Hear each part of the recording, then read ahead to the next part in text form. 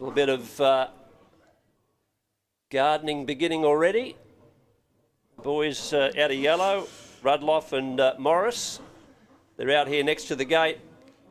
You can imagine the nerves building up now, Grant.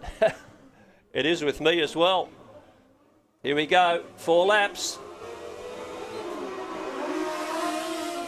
Good start down low, but you walk away from that one. Reds come on. It will be a restart.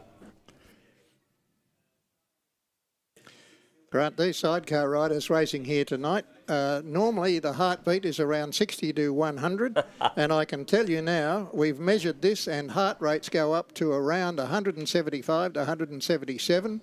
The adrenaline pumps through the body. Sometimes they forget to breathe for the entire 65 odd seconds to complete the 4 laps, and a huge amount of perspiration under the helmet, goggles fog up. It's when you interview these guys when they come in from a 4-lap, 65-second race, it's like they run a marathon. So you can imagine what's happening on the eve of the Australian Sidecar Championship with these riders fronting up to the tapes right now. What will also be interesting is that our 8 seeded teams will be taking a very close look at these boys, not only at what they do tonight, but the nature of the track, because I think, as we described, a few little bits and pieces have been changed since our last meeting a fortnight ago. So we regroup: Niche red, Sylvie blue, Headland white, Rudloff yellow. Niche got a good start that first time, the boy in the red helmet.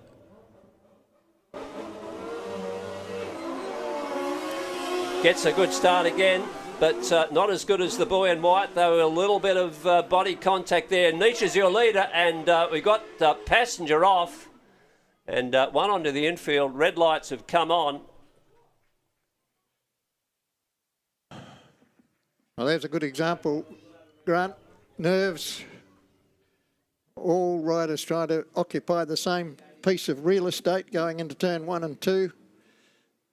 It's a pretty tight turn, isn't it? When we've got a good vantage point up here, it's a pretty tight turn into 1, then a long sweep around that corner to the back straight. But if you can get into that turn 1 ahead of your opposition, it's a pretty good omen for the race. But there we had a couple of the teams coming together. Big shout out to the folks at Front Row Screens, live streaming it for us. Well, the passenger's up on his feet helping to push the bike across the pit gate. They'll just come out and do a little bit of checking and perhaps get a bit of air under their goggles to get the fog off inside the helmet. So that was Jackson Rayner, who came off the side of the Nate Headland bike. He's back up and about. So you're joining us from interstate or overseas. Welcome to our live coverage of the Australian Sidecar Championships from Pinjar Park. Pinjar in the northern suburbs of Perth. It's been a reasonably cloudy and overcast day here in Perth on the west coast. We just had the slightest sprinkling of a shower prior to the meeting. Although it's been cloudy all day, no rain forecast as such. This is Heat 1. If you're just joining us, haven't made much progress. The boys didn't get through turn 1 without an incident which saw Jackson Rayner come off the side of the Headland bike.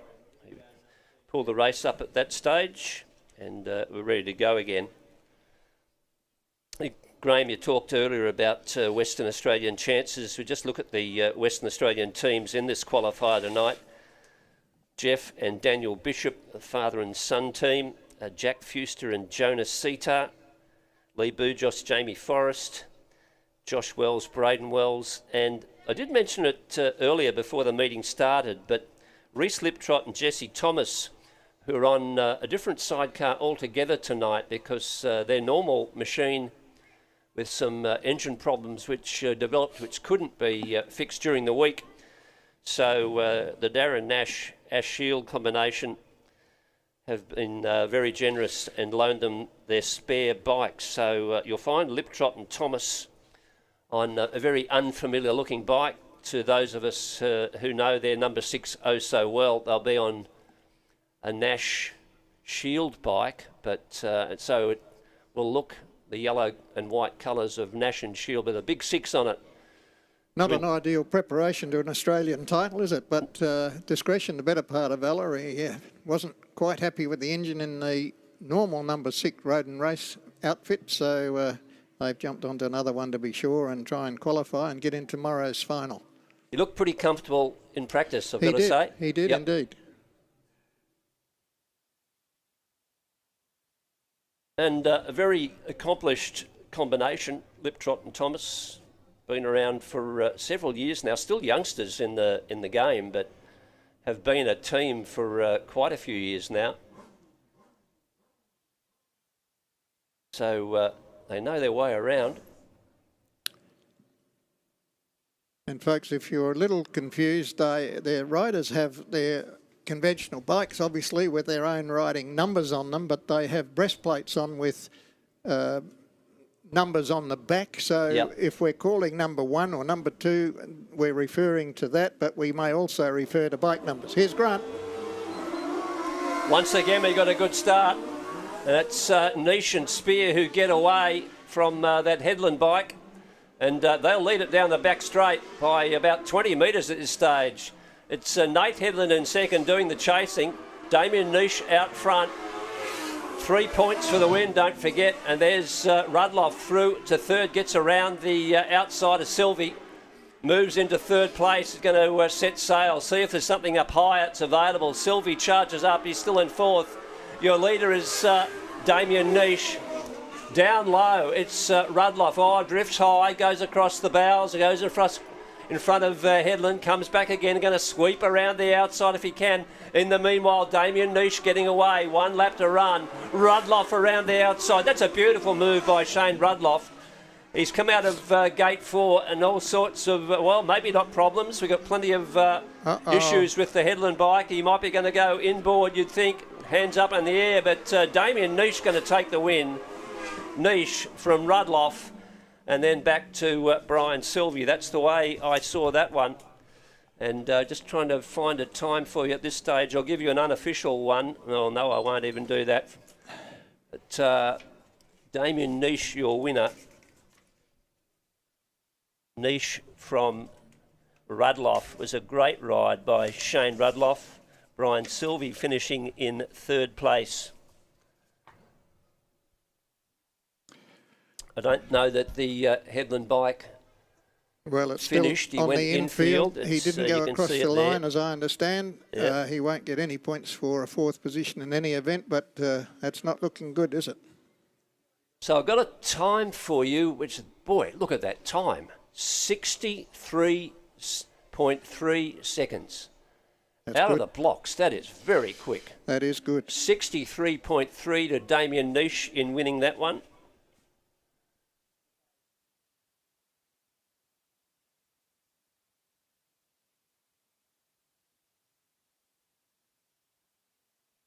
So just repeating those places, Niche first, Niche and Spear first, Rudloff and Morris were second, Sylvie and Cottrell third, and Nate Headland, unfortunately, engine issues with the bike, and they're going to go back to the pits with bits and pieces. I can tell you, Grant, with that time of 63.3, that would give these guys a top speed down the back straight of around about 100 kilometres an hour. So they're not sitting still for the first heat, are they? They weren't messing around, and they've got themselves 3 big points. And that time, as you know, over the seasons we've been here at Pinjar, would be up there absolutely with the best of them. Well, here we go for Heat 2. Shane Hudson, Adam Constable. They've been here before and raced for a good part of the season in WA. Dean Hobbs, Daniel Lowe. WA boys, Jeff Bishop and Daniel Bishop. And again, local boys, Jack Fuster and Jonah Sita, Grant. Yeah, so they got the job ahead of them, Jack and Jonah, from the outside. The yellow gate out of position 4. Got a couple of very, very quick and tough customers down low on the track in the form of Hudson and Constable, as you mentioned, out of New South Wales. And that very, very competent father and son combination, Jeff Bishop and Daniel Bishop, they'll be blue out of 2. So Hudson red, Bishop 2. Dean Hobbs and Daniel Lowe, I haven't seen. Fuster and Sidecar here on the outside.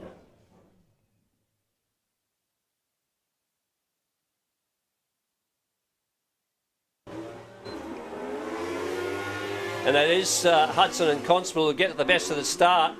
It's 4 wide, down to 3 wide now. Charging down the back straight is Hudson in the lead. Fuster and Sidecar, they go into the back straight fence for a little bit, and they're going to be a long way back. Running in second place is the Bishop bike, or tries to get up to second, gets squeezed there, goes back to third. So Hudson and Constable, who got out of the gate just oh so well, continue to lead this one over Hobbs and Lowe. The Bishops chasing back in third place. And here come the Fusters. Oh, nice. Oh, upside down we go. And the pass on the back straight was not successful. So that's Hobbs and Lowe who've come down on the back straight. They go to the bike, turn the bike over.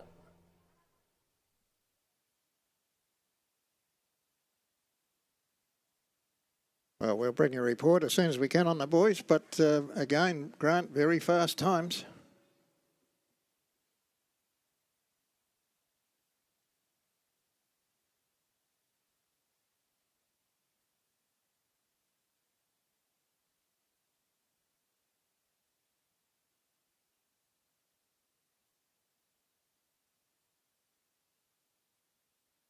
Jack Fuster and Jonas Sidecar doing a great job to avoid, steered the outfit off the track. Threw the bike sideways and washed all the speed off. Great job. Yes. Early in the race, it looked like they got filled in. Jack seemed to be trying to take some tear-offs or something off, and he dropped behind 3 or 4 bike lengths, and probably just as well. Now, I think the bike will be going back to the pits. That's the Hobbs Lowe bike. Your leader at that stage was Shane Hudson, Adam Constable. I don't know how many laps we'd done. Just taking a look at the times there, it might have been two laps completed. Yeah, I think we'd completed 2 and they were into their third. Onto the third lap, as you say, Graham. So that bike going back to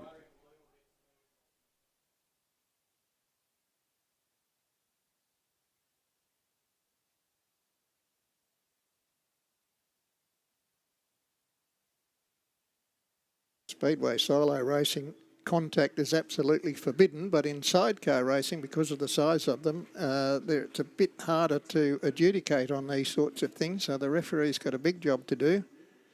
He does have. Particularly going down the straight, it's not as usual that you see bikes make contact, but sometimes they're jockeying for position to get into turn 3.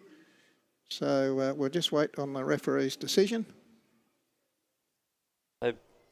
I don't know if it was Dean Hobbs or Daniel Lowe that remained on the track for a while, but both boys up and about.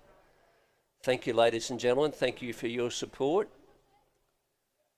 So we'll just see what the outcome of this is. We're not privy to that decision and have no part in it.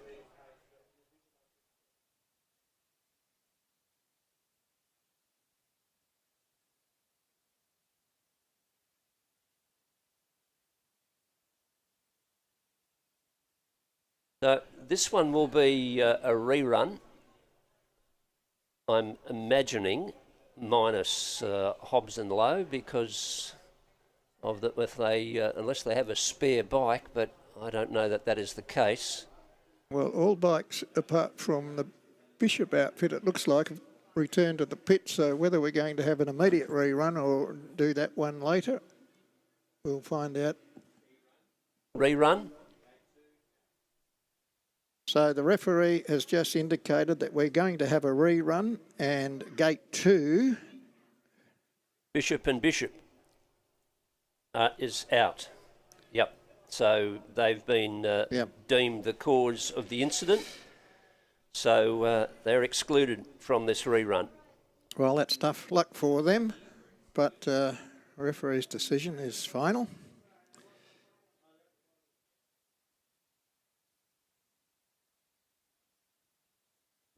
We might be able to get a replay of that. I don't know whether front row screens is spooled up to show us that.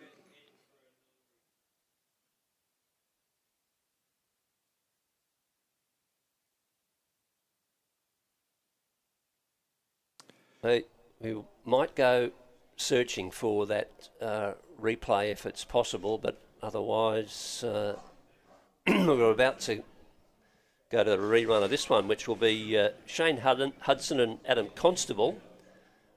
Suspect it's a match race against Jack Fuster and Jonas Sita. So they will still be in their original starting positions.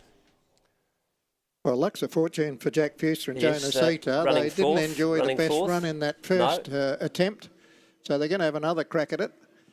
But goodness me, Shane Hudson, Adam Constable seem to be in good form. Well, they've been in very good form most of the season they've been here. They're New South Welshmen. They've stayed over here for nearly every meeting. But didn't have the best of luck at the Giddis or the King of Pinjar. No. And I think Shane Hudson wasn't able to get a flight back for the Giddis. That's why he wasn't here. But certainly didn't have a lot of luck at the King of Pinjar. So here we go with a rerun. This is Heat 2. Benco 2023 Australian Sidecar qualifying meeting. Shane Hudson, Adam Constable, red out of 1. Jack Fuster, Jonas Sita, yellow out of 4.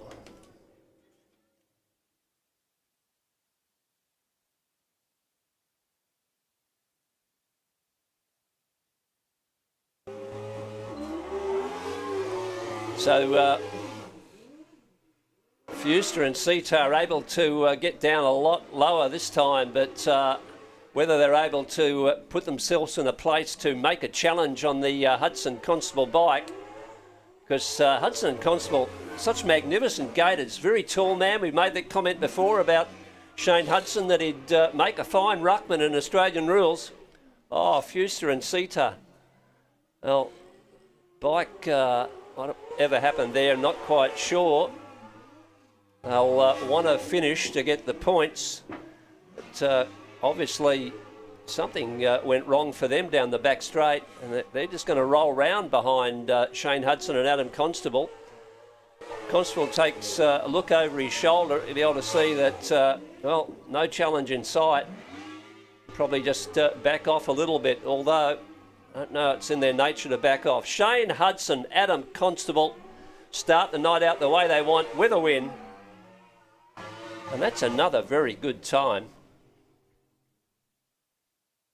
So that time's not going to count, the one on the computer, because it's a combination time. It's going to be roughly about 63.7, I'll tell you that, in winning that one, Hudson and Constable.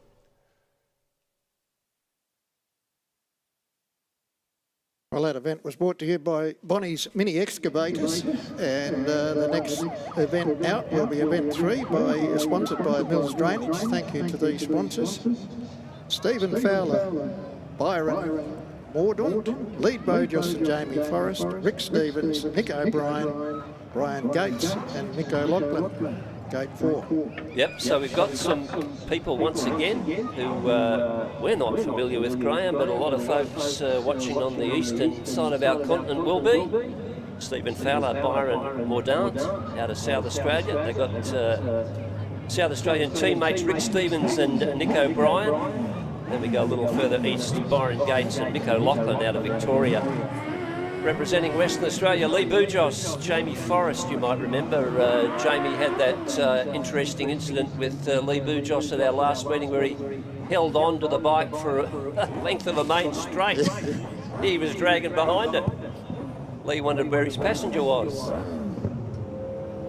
So red out of 1, Fowler. Blue out of 2, Burgos. White out of 3, Stevens. Yellow out of 4, Gates.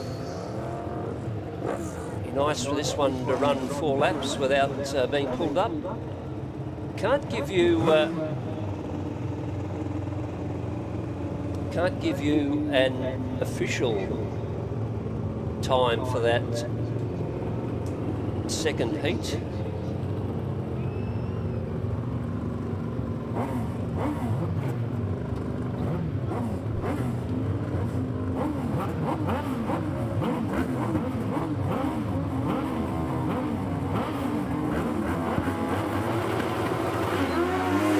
Oh, got one left at the start.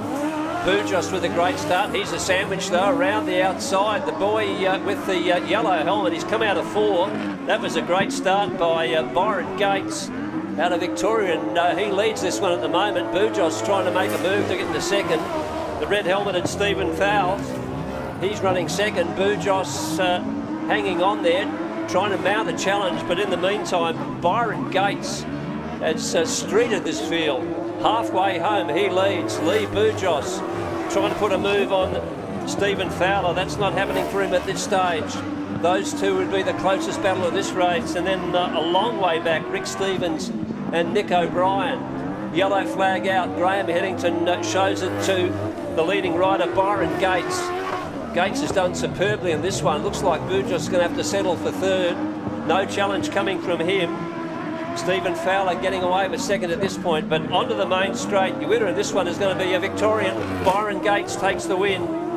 Gates home first, then Fowler, then Burgos, and then Rick Stevens, who entirely missed the start.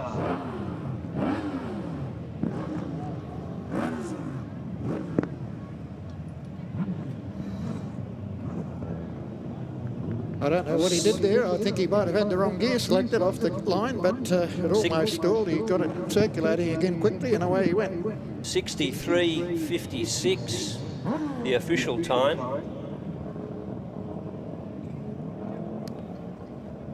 Race before, the Hudson win was a 63.78. So it's a quick track tonight, isn't it? Down to 63s, it's very quick. It is a quick track tonight. This will be the final heat in this round. Josh Wells, Jake Treloar, Brodie Cohen and Reese Liptrot. It's ironic that Road and Race Motorsport bring you this race, so Reese Liptrot, owner and proprietor of that organisation, on a borrowed bike this evening. Still number 6, but the yellow outfit of the Shields camp.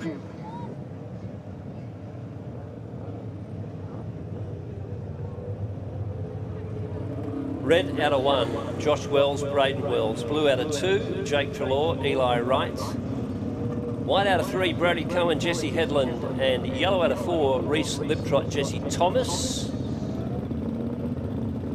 Well, Brodie Cohen has really performed well at this track over the last 2 events we've had here, and I expect him to carry on that form. So tough assignment for Reese Liptrot. So, yep, Cohen and Headland, they're white out of 3. We get ready for this one. 4 laps the distance. Oh, Cohen, magnificent start, and jumps away, and then down low you find Reese Liptrot, Jesse Thomas trying to make a move on the red helmeted rider Josh Wells. Wellsy goes wide, but your leader Brodie Cohen, chasing hard is young Treloar. That's Jake Treloar. Moves up on Cohen, then has to back away. Strung out a little bit down the back straight, not a lot in it though. Brodie Cohen, your leader. Brodie Cohen with Headland the passenger. And then Jake Treloar, Eli Wright. Then back to Josh Wells with brother Braden doing the swinging, and Reese Liptrot, Jesse Thomas. They're back and forth, trying their hardest with that unfamiliar bike.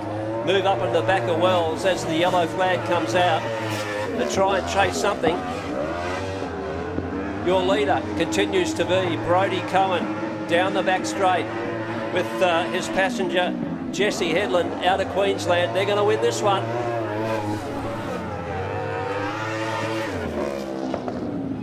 Cohen from Trelaw, then Wells, then Liptrot.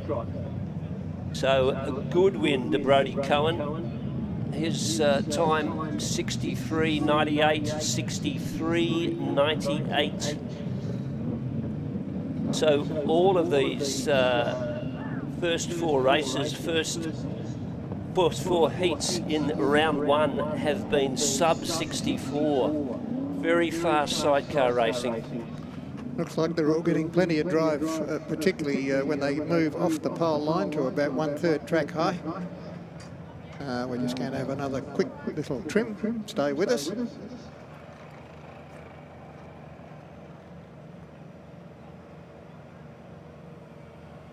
And the superb footage brought to you by Front Row Screens. Yes, you're enjoying your evening at home, and those that are here on site, the excitement is electrifying. Yep, pretty hard work to put it all together. It's great that we have it.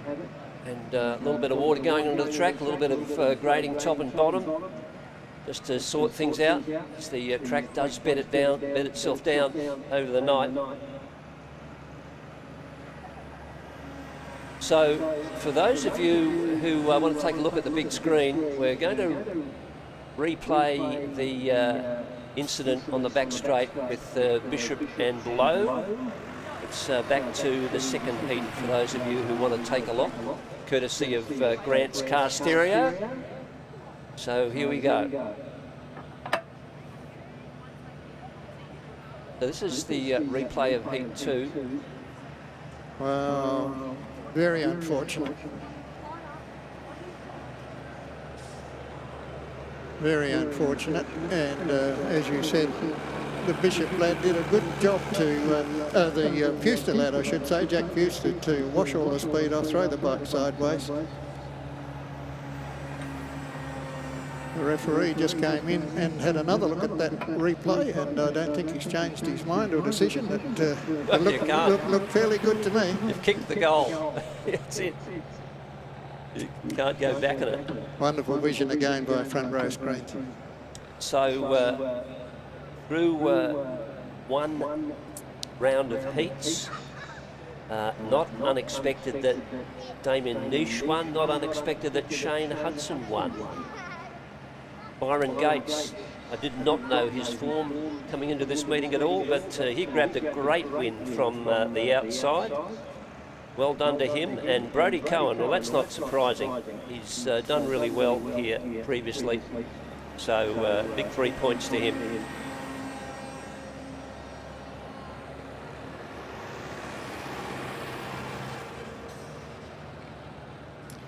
You can bring us up to date with a little bit of news, Graham, I think. Well, this evening's referee has just come in and said that Nate Headland will be out for the rest of the evening with the blown engine in that heat that he was in the first heat, in fact. So we'll be bringing the reserves in rotation order. Okay. So that's a big, big shame for Nate, all the way over here from South Australia to see if he can qualify for the final, and he's out for the night. After the first heat. Yeah, not a good outcome at all.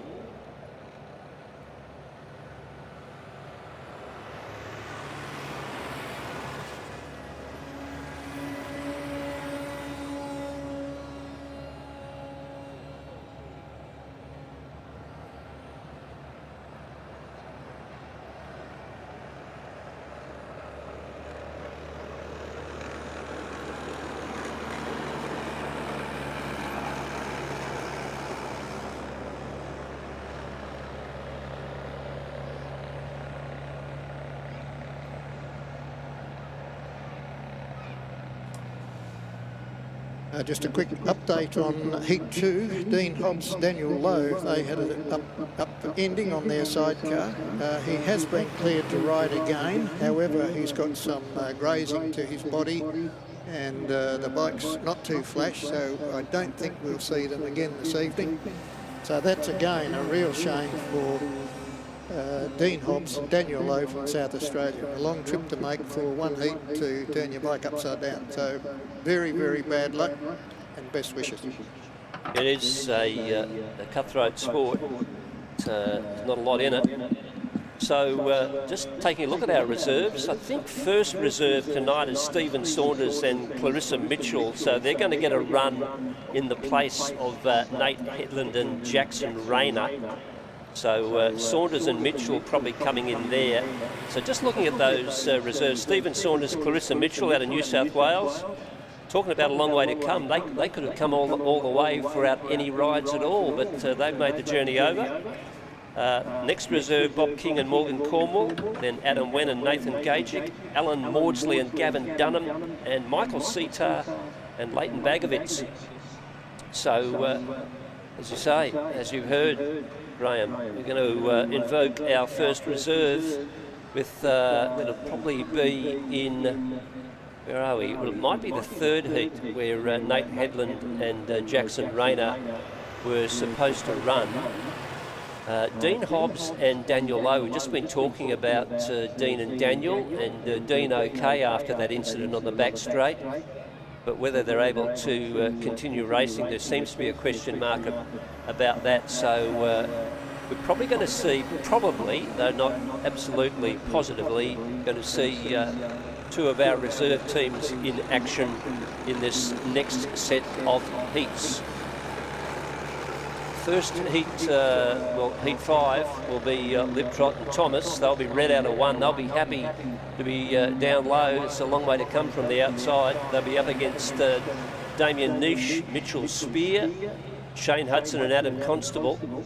So both of those teams, Niche and Hudson, they won their first heats. And Rick Stevens, who missed the start entirely in his heat, he'll be looking to try and prove a point as well. So the next heat shaping up to be a beauty, as most of our grading equipment and watering equipment goes off the track. A nice shot for those of you at home and also on the big screen of Jack Fuster, Jonas Sitar, just talking about how they're going to do it next time. Thinking about it. I'm not sure that they didn't have a few bike issues there, electrical problems or fuel problems. They keep looking down at the engine department and the bike seemed to go, then slow, go and slow. So we'll see what happens there. Reece Liptrop, likewise in his last heat, event 4. He seemed to be having a few issues, and I saw at one time up the front straight here, let go of the handlebar on the left side and seemed to be diving down for, I don't know whether it was a gear change, a gear stick or whatever it might have been. So he'd be making some furious alterations to that borrowed bike that he's on to see if he can get some points in heat 5. So just looking at those first 4 heats, we had some sponsors there. Robin Lou Wilson, thank you to Robin Lou. Graham Bone from Boney's Mini Excavators, he came to the party. The second heat, Mills Drainage, Big Clayton with heat 3. And then I think you mentioned Road and Race, Reece Liptrot's business, but he was on a different bike. Yes, so we prepare ourselves for this next heat. Can't be too far away.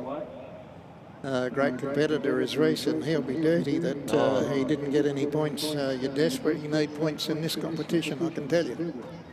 Well, it's probably the second and third heat for all riders that becomes so important, because if you haven't got the points at that stage, you're playing catch up, aren't you? And it's such a long way to go. And in normal competition, as you would well know, Grant, that if you at least build up sufficient points to get into the B final, you can sneak a place into the A final by winning that event.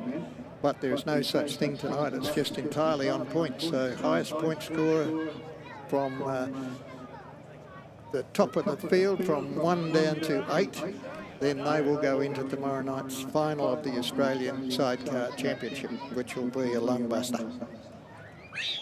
So we've got our grid girls out there. They're sponsored by Benko. You can see the colours, red, blue, white and yellow respectively. Red being the pole line and yellow being out here on the fence. And I think it was, let me just quickly go back there. I think we had a winner from... Well, we've had a... Yes, Brian Gates and Mick O'Loughlin, I think, won the event out of event 3 out of gate 4 in the yellow gate. So it looks like all the gates are working, and you can ride, if you're quick enough, off the gate and still win races. The only gate we haven't had a win with is gate 2. So we had a couple out of 1. We had 1 out of 3 and 1 out of 4. Most of these bikes enjoy a 2-speed gearbox. They tend to use either second or third or first and second. They take the gears out of the box and just use those 2 gears. It's the quickest way around. Some of the bigger engines these days, the R1s and so on, they've got enough horsepower and you can get off the line, but if you fluff the start or bog it down at all, they just don't have that mid-range horsepower. So two gears are the quickest way around. Plenty of horsepower here tonight. These 1000cc beasts, which we're proud to bring to Western Australia, this Aussie title. First time since 2004. Will we crown a new champion, or will we see a repeat by Mark Playstead, who's been in great form, and Ben Pitt, his passenger, been in great form. The 2 meetings they've been here, they've won both those meetings. Well, I've written several articles, and I've been outspoken, I guess. Shane, I should say Mark Playstead, has certainly got the runs on the board whilst he's been in Western Australia. He's won the King of Pinjar event and then followed that up with the Jeff Giddis Memorial. He's been very fast, very consistent, so 2 times Australian champion, looking for a hat-trick. And as I say, he's got the runs on the board, but boy, when you look at the field, whew.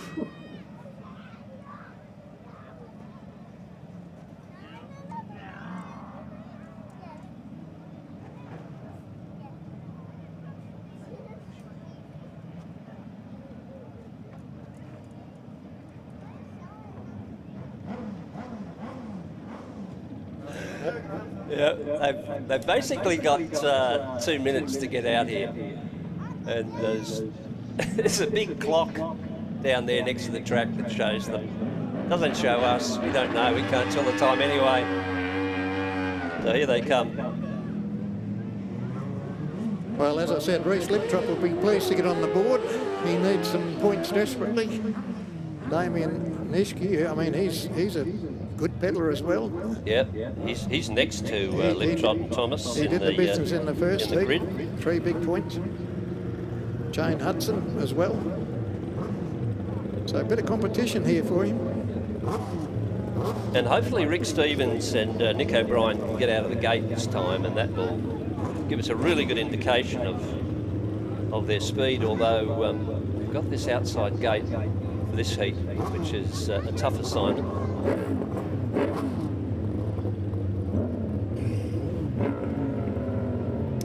Girls are gone. We're ready.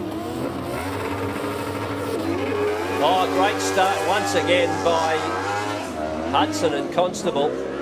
Sliding into second place. Is it Liptrot and Thomas? Oh no, they've been outgunned on the outside there by the boys in blue. And that's Niche and Spear, although they go high. Liptrot and Thomas down low. Stevens anchors back in 4th. Shane Hudson down the back straight. The big man with a big plan through 3 and 4 onto the main straight, trying to get around the outside is Liptrot and Thomas on the 3rd place Stevens bike. Liptrot and Thomas going backwards, not forwards. Shane Hudson leading this one a merry dance. Chasing is Damien Niche. Stevens closing in on the Niche bike. Down the back straight, Hudson and Constable into 3 and 4. They're a long way ahead. They're going to win this one, take out their second one for the night. 2nd place will be Niche. 3rd place will be Stevens. And Reese Liptrot, Jesse Thomas, they must wonder what they've got to do, because they ran home in 4th. That will not do it for them. Good win. Good win to Shane Hudson, Adam Constable, and Damien Niche, Mitchell Spear could not track them down, but they ran home in 2nd. Stevens and O'Brien in 3rd. The time on that one, 63.54.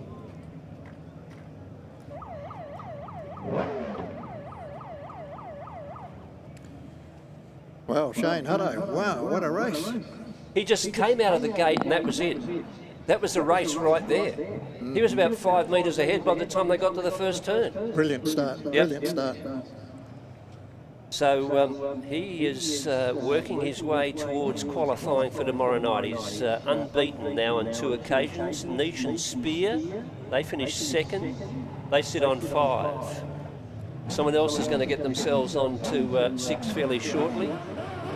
3rd place in that one was the Stevens and O'Brien bike after they'd missed out entirely in their race before. And unfortunately for Liptrot and Thomas, another 0 for them. I've just had a look. We've got just short of 1,000 viewers on front row screens. We need some more. Get on, tell your friends. Either get on to the Speedway Motorcycle page or front row screens page. You're missing something really special.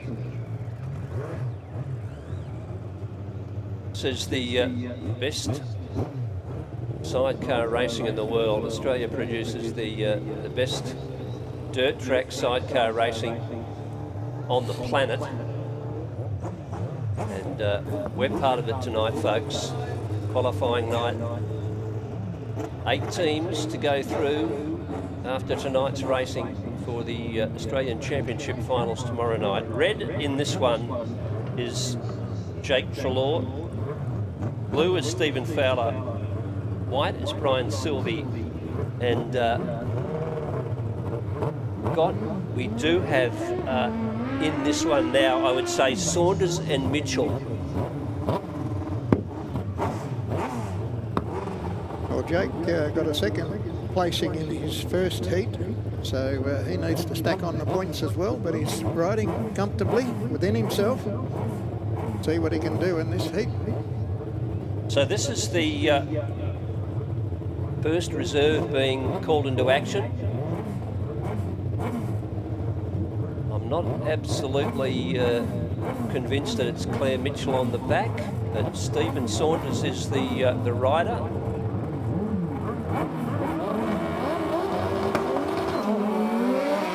Good start down low by the boy in red, and that's young Jake Trelaw, and we're going to have 2 into 1 won't go. And they're both on the infield and the red lights have come on. We'll do it all over again.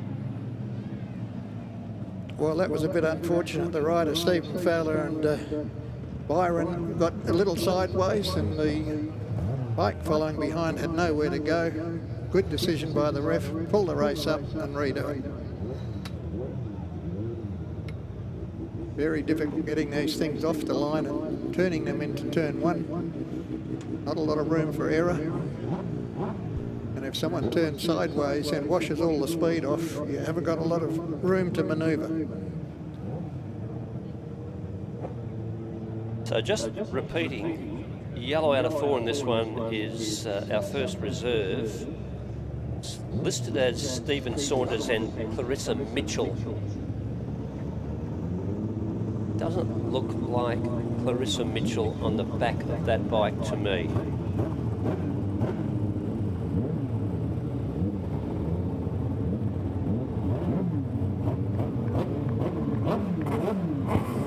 Well, Jake Trelaw's got it all to do again. He got a great start. He did. Got into the lead.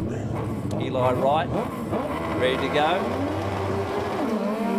Gets another great start as young Trelaw, Jake Trelaw, dives into one, gets ahead, there he goes. So it's red, blue, white and yellow. It's the way they started out of the gate almost. Jake Trelaw is your leader. Where is the challenge going to come from? The boy in blue, it's Stephen Fowler. He's riding in 2nd. Oh, trying to get underneath is the white helmeted Sylvie. Doesn't work for him that time. out. So Sylvian Cottrell running third, and then here comes Stephen Saunders. He's going to get down low. He's one of the reserves. He's jumped up into third. He's into third now. This is one of our reserves. Sylvie going to try and come back. There's the battle at the back. Oh, the bike up in the air for Brian Sylvie. That's no good. Jake Trelaw continues to lead. Yellow flag out. Chasing in blue is Stephen Fowler. Byron Mordaunt, his passenger. Jake Trelaw, son of a gun, leading this one. Jake Trelaw, Eli Wright, onto the main straight here at Pinjar. They're going to take the win. Trelaw, home in first, takes the win. Trelaw first, Fowler second, and then Saunders, well, we'll say it's Saunders and Mitchell. I don't think it's Mitchell.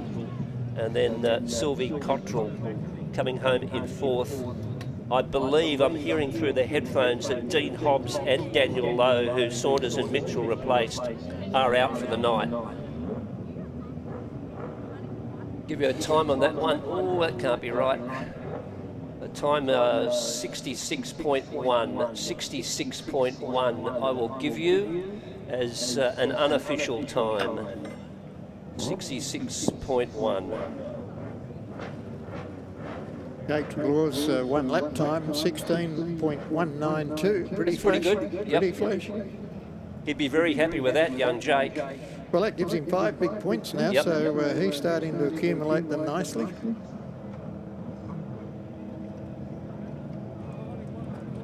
This next heat, brought to you by Classic Hire, is going to see 3 Western Australians pit against each other, and Nate Headland, we've already heard, is out, so we'll have a rotation reserve brought in for that position. I don't know whether it's a WA reserve. I assume it will be. So it'll be a WA tapes up. If it goes according to the order we have in our program, it should be Bob King and Morgan Cornwall. In fact, it is King and Cornwall. Yep. So all WA lineup for this race, folks. Brought to you by Classic Hire.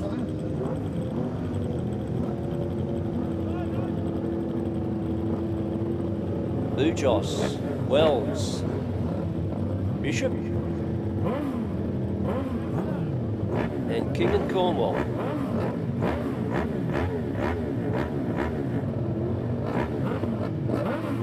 Bishop was excluded, so this is first points for him if he can do it. Lee Bujos gets a good start, but it's actually Josh Wells who gets the best start. Rushes around the outside. Here comes Bujos back down the inside. Doesn't make life interesting. Oh, gets turned around. He turns himself around as Lee Bujos. The race continues under green. He's going to have to walk this bike off the track. Your leader is Josh Wells down the back straight. Oh, they'd be spitting chips. They'd be spitting more than that with the team Bujos and Forrest, because they look a real chance. Josh Wells, Braden Wells, they're up front. Chasing in second place, the Bishops. We've got Wells and Bishops. Pretty unique situation. Oh, Wells, he pushes high. Jeff Bishop down low. Can he make up the distance? King and Cornwall a long way back there. We've seen the yellow. Here comes Jeff Bishop again on a charge. Can't quite get there. Wellesley, is he going to hold on? Josh Wells into 3 and 4. They'll drift high. Oh, Bishop gets a little sideways. Given that one, and you'll win to Wells. Wells, Bishop, and then King. Wells, Bishop, King, 66.19. 66.19. Well, the time just drifted off there a little, but still quite good times, and clearly that heavy track didn't help Lee Bujos at all. He went in really hot into turn 3, overcooked it, got caught up in the heavy stuff and turned the bike around. Lucky to stay upright. Yep, and well, lucky that Bishop was able to avoid him following through as well. That was Jeff Bishop. And Lee Bujos, Jamie Forrest would be dirty about that. I mean, he got himself into a winning position. He got to the lead, and then, as I say, just overcooked it a bit. Probably got caught out a little bit on that heavy stuff. If you haven't got your chair wheel and your toe out set, you give yourself a few dramas on this sort of a track. So they'll be really, really dirty. But a good ride to Josh Wells and Josh and Braden Wells. Brothers Wells. Well, here we had father and son and some brothers in that one. So this is the final heat in this round. Shane Rudloff, who was a winner first up. Shane Rudloff and Scott Morris out of South Australia. Jack Fuster, Jonas Cedar, who ran second in that two-bike race we eventually had. We've got first up winners Byron Gates and Mick O'Loughlin. First up winners Brodie Cohen, Jesse Headland. We've got 3 first up winners in this one. Rudloff, Gates and Cohen. They go up against Western Australia's Jack Fuster. This is a tough assignment for all concerned. Bit of a fox in a chicken house here, isn't it? Only one can get a first place, 3 points.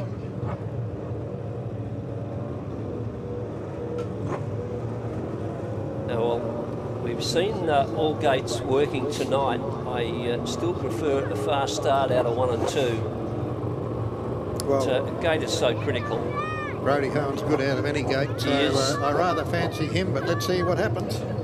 He's been around, knows the game. It's pretty good at it.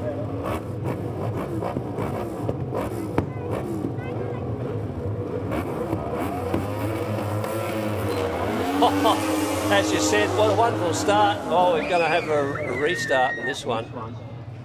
A little bit of an untidy start by a couple of the teams. Well, as I said, it's a devil of a thing getting these 1000cc, 180 horsepower, 185 kilogram outfits off the line.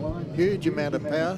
They accelerate as fast as a Formula 1 car, but to keep them in a straight line with 3 wheels and sometimes the front wheel and the part of the chair wheel off the ground, if you get a little sideways, it's hard to get them back again.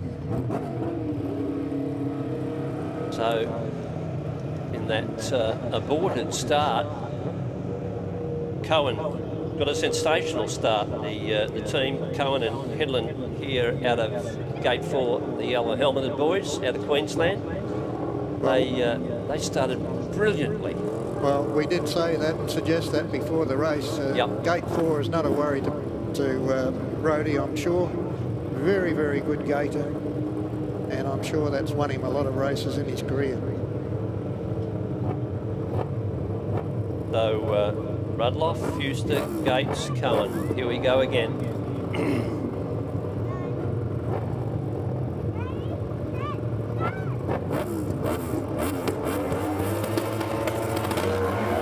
Now once again Cohen repeats that start.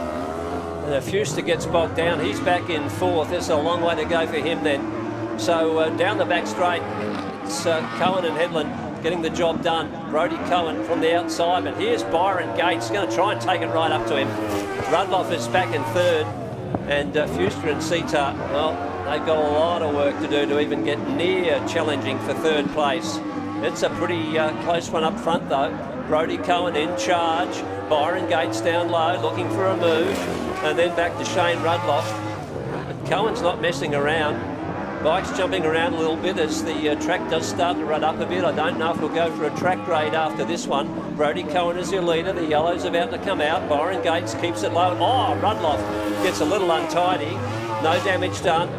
Fuster and Sidecar, after missing the start, well, they haven't made up anything after missing the start. They're back there. Brodie Cohen, Jess Headland look like they're going to take this one out quite comfortably. Brodie Cohen does the job. Gates second. And then Rudloff, and coming home in 4th, Jack Fuster, Jonas Cedar. We'll give you the time. I reckon it's 64:36. 64:36 is the Pinjar Park time. And look at that last lap for Brodie Cohen, 15.875. So I think Jake Treloar's lap time was about 16.192. So it was certainly a very, very quick lap for Brodie. And as we suggested, getting out of Gate 4, not a problem for him. Was not a drama whatsoever, was it, Graham? First time around he did it splendidly. Second time around it was like he had it on repeat. He could just, okay, this is what I've got to do. Boom, away you went. Brodie Cohen, great win. So he's got 2 wins on the trot. Euster and Sidecar finishing without any points in that one. Rudloff and Morris, well, they had a very untidy moment coming onto the main straight, but let's not take anything away from Brodie Cohen and Jesse Headland winning that one superbly. So after 2 rounds, we're down to just the 2 teams who are on a potential maximum. That's Hudson and Constable. They've got 2 wins, and Cohen and Headland have got 2 wins. So they are leading the pack at this stage. 3 more heats for all teams to come here from Pinjar Park, as we bring you the Benco 2023 Australian Sidecar qualifying night. Final night, tomorrow night. We did mention a little bit earlier, but Department of Local Government, Sport and Cultural Industries here in Western Australia with the Western Australian Government, along with Make Smoking History, Lotteries West, the RCA Civil Group, Motorcycling Australia, and Pinjar Park bring you this magnificent night of racing. Great to be part of it. 8 heats down. Anything starting to emerge for you at all, Graham Sinden? Well, Grant, if you've got 2 wins so far, it's early days. There's another 3 rounds for all riders, all teams, but it would give you a great deal of confidence, wouldn't it, to move forward. And I notice Brodie Cohen is out in the next event, event 9. And he's out of the Blue Gate this occasion. Dean Hobbs will not be appearing, as I understand, because of that slight grazing and bruising on his body from the first race. Damien Nishki, he's a good peddler, and Lee Bojos, who turned the bike around in the last race he was in, he'd be really dirty and trying to get back onto the scoreboard. So you'd have to say Brodie Cohen would have a bit of confidence going into this heat. Well, that is the next heat. We haven't got any. We've got the big grader out there, so the boys will have a little bit of a chance to reassess. I don't know. And Cohen brought the 2 bikes to Western Australia, very keen about trying to win this Aussie title, but does not have a state title under his belt in this past season, so it's not an automatic qualifier. Has to go through this qualifying tonight, so he's got a few points to prove, but he brought 2 bikes to the West, Graham, because he really wanted to make sure he had a good shot at it. Yes, and he's given himself 2 rides as well, one in the King of Pinjar, and then the next one, the Jeff Giddis Memorial. Yep. Finished, I think, in 3rd place on both occasions. So he'd be full of confidence, I'd say. Yeah, and I guess the thing for Brodie and Jesse is that they just don't want to go through the motions tonight. They'd have to know they're good enough. You need to know that you're good enough. You don't want to have any doubts about that. But with a field like this, with such a fabulously strong field, and having to get into that 8, you don't want to be dropping anything on the way. So he's done the job to this point, and the other boys who've done exactly the same job, Shane Hudson and Adam Constable. Well, so they've won their 2. Really good under. Yep. They've won their 2 heats tonight. And then I won't say at all that it's a raffle. Byron Gates, really impressed with him. A win and a second. Young Jake Trelaw, son of Darren. He's got a win and a second, so he's well placed as well, along with Damien Niche and Mitchell Spear, a win and a second to them. So they've got, they're clawing towards that top 8 finish. We can feel that. I don't know what you call that. that track. Compactor. My chair's moving all across the studio here. But, we'd be far more compact if it was any closer. Just going back to event 4, Brodie Cohen, in fact, won that one, and Jake Trelaw finished second, so that's where he dropped 1 point to Brodie Cohen. Yep. But he's having the night of his life as well, riding well, looks confident, looks smooth, and got a bit of pedigree about him. So don't write Jake off. He's well in there with a win and a second. So I think we'll find with this next set of heats, because we're rotating the reserves through, the reserves who will more than probably come out to replace Dean Hobbs and Daniel Lowe, who I can only say I heard through my headphones that they won't be taking any further part in the meeting. They will probably be replaced by Adam Wen and Nathan Gajic. So I'm just looking for the other boys there, Nate Headland and Jackson Rayner, probably replaced by Alan Maudsley and Gavin Dunham. From a local WA point of view, we haven't got a lot to cheer about just yet. Jack Fuster and Jonah Sita off the pace. I don't quite know what's going on there. I mean, you don't forget to ride, so I don't think that's the issue. It's more likely bike issues. They've been in good form, though, in the last two meetings here. They've been on the podium on one occasion and fourth on another. So they've been the pride of Western Australia the last two meetings. They certainly have. So Reece Liptrop, he's on a borrowed bike and not enjoying a good night at all. Josh Wells, Braden Wells, they've had a win and a third place. Yep. They're in the mix. Yes. Lee Burgos, Jamie Forrest, they had a third place, so they've got 1 point, and then they turned the bike around on their second ride. They will, as I say, be dirty about that. Who else we've got? Jeff Bishop was excluded in his first race, and then I think he finished second in his next race. Who else have we got from WA in the qualifying here? I think you've been through them. So, from a Western Australian perspective, Bishop on 2, Fuster on 2, Bujos on 1, Liptrot yet to open the account, and Josh Wells on 4. The reserves have had a run, so Bob King, Morgan Cornwall, that combination, they've got 1.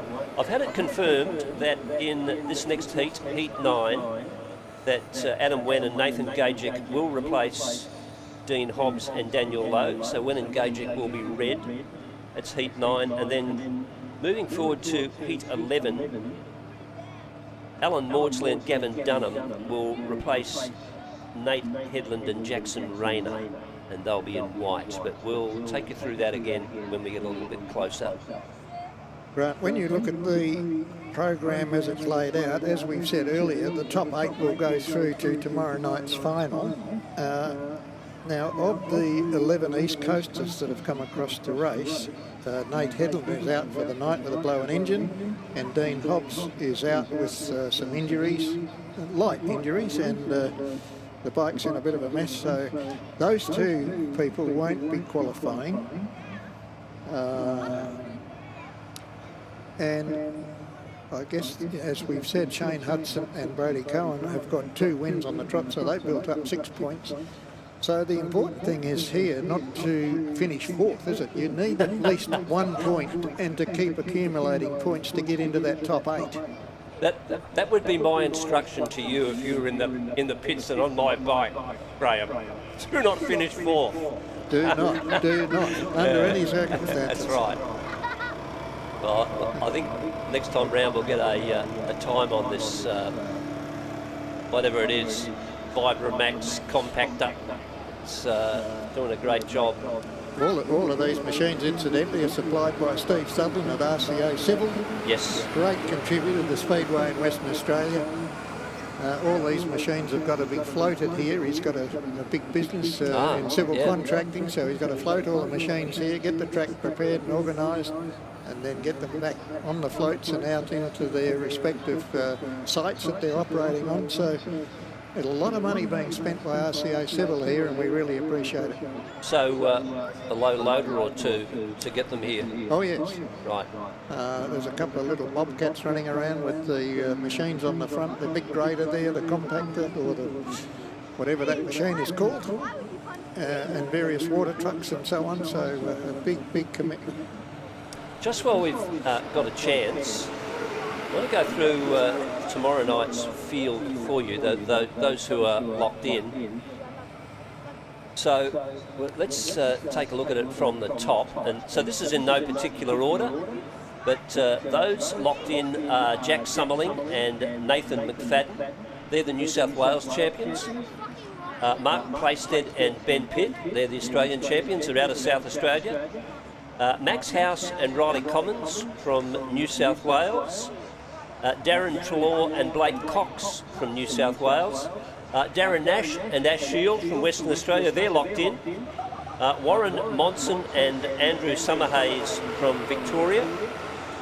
Mick Headland and Troy Davies from South Australia. And finally, Tyler Moon and Adam Lavelle from New South Wales. And earlier, folks, Tyler and Adam, earlier tonight, they were presented with the most improved sidecar rider and passenger, most improved sidecar team in Australia, as voted by a panel from all states of Australia, an award provided by the Australian Speedway Riders Association. So they're the 8 that are locked in. Summerling, McFadden, Plaisted, Pitt, House and Commons, Trelaw and Cox, Nash and Shield, Monson, Summerhays and Moon and Lavelle. Did I mention Mick Headland and Troy Davies on the way through? I don't think I did. Got them. Yeah. Yep. So they had a big crash here at the Jeff Geddes Memorial. They did. Troy Davis sustained a slight injury on his forearm, as I understand. Mick Headland was a bit shaken and bruised, but here tomorrow night, and looking forward to seeing them compete at the highest level. As we do with Darren Nash, Ash Shield, who also had a big crash last meeting here with the Jeff Geddes Memorial. Darren received some back bruising.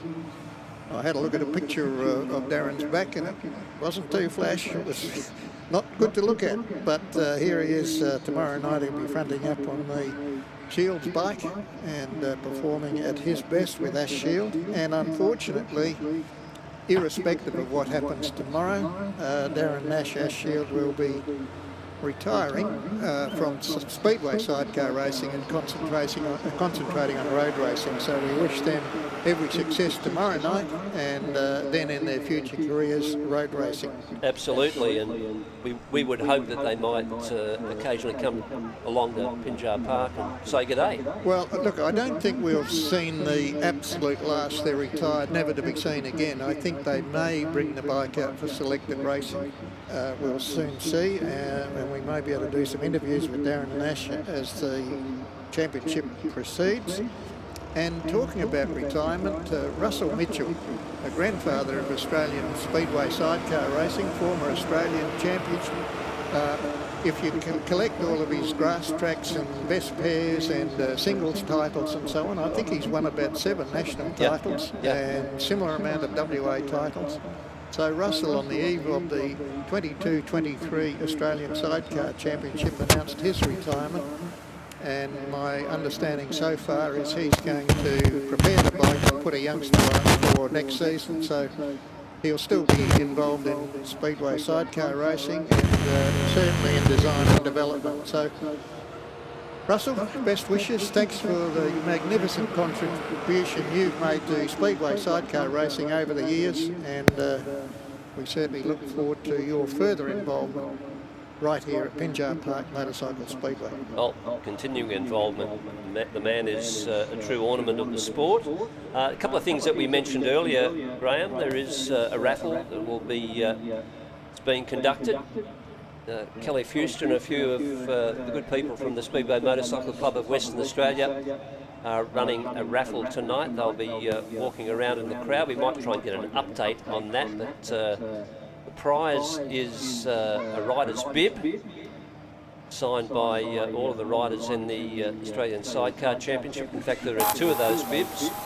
So look for that raffle going around. And because we're such wonderful people up here in the commentary box, Graham, I can't resist doing this. That's wishing David Webb a happy 8th birthday. 8th birthday, oh to be 8 again, Graham. Yep, happy birthday, David. And next week, Layla Bujos is having her 9th birthday. That's next Sunday. Happy birthday, Layla. We can see the gate girls are ready. We can see the track has been remarked. The grading equipment has gone off, has left the place. Elvis has left the building.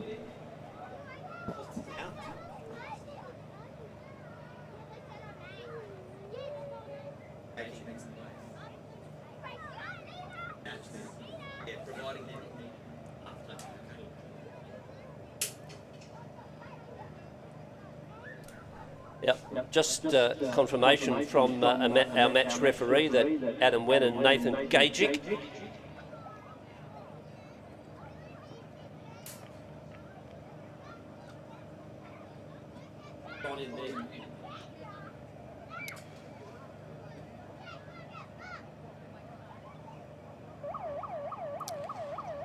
Grant, this event is brought to us by GV Photography, Graham Veazey, one of our track photographers here, probably as good as any in Australia.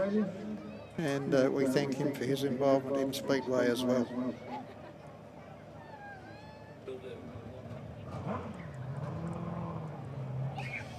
Riders are just about to come out of the pit gate. They've been given the 2-minute siren, so they've got 2 minutes to get to the start gate.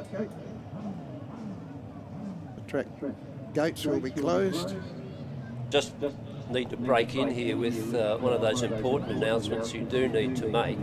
The toilets closest to the pits are being re-watered, so to speak. So about 45 minutes before you'll be able to use them.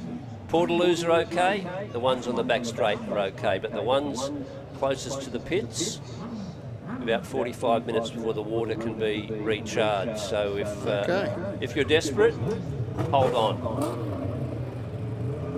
Look at this outfit of Brodie Cohen's, would you? It's like Hollywood, isn't it? The whole setup, the pit tent, the bikes, the transporter. Well, put a lot of money into Speedway and the results are showing. Been around for a long time, out of Queensland. Brodie Cohen, Jess Hedlund. Do they not base themselves out of northern Queensland, which is a pretty, tall assignment if you're coming down from Cairns or Townsville or Rockhampton way up there? Well, it's a big drive if you want to compete at Gilman and some of those southern tracks, isn't it? And that's what these guys do. Wen and Gajic, Cohen and Hedlund, Niche and Spear, Bujos and Forrest. Oh, good start by Lee Bujos here on the outside, but down low it's Brodie Cohen. Bujos going to try and go around the outside of him. Cohen just charges away down the back straight. Sneaking into second place, it'll be the boys in white. That'll be Niche and Spear. Oh, Niche, he's nice and low. Cohen's gone high, but Niche can't take advantage, but he's right there underneath Brodie Cohen. Lee Bujos has managed to get into fourth place at this stage. So Wen and Gajic back there in fourth. Cohen leading this one over Niche. Not much between those two. If Cohen drifts high, Niche is down low on the track, ready to take advantage, positions himself well. But Cohen will know he's there. They can tell. One to go. Brodie Cohen with passenger Jesse Hedlund doing the swinging. Here's Niche and Spear coming back again. This has been a great battle. Niche and Spear just can't find the place to make the move. Maybe this is it. No, in the run to the flag, it's Cohen. Cohen from Niche. And then Bujos and Wen. 63.93, 63.93. And a good one-lap time of 15.628. Terrific stuff. Gated well, never headed, but pressured all the way.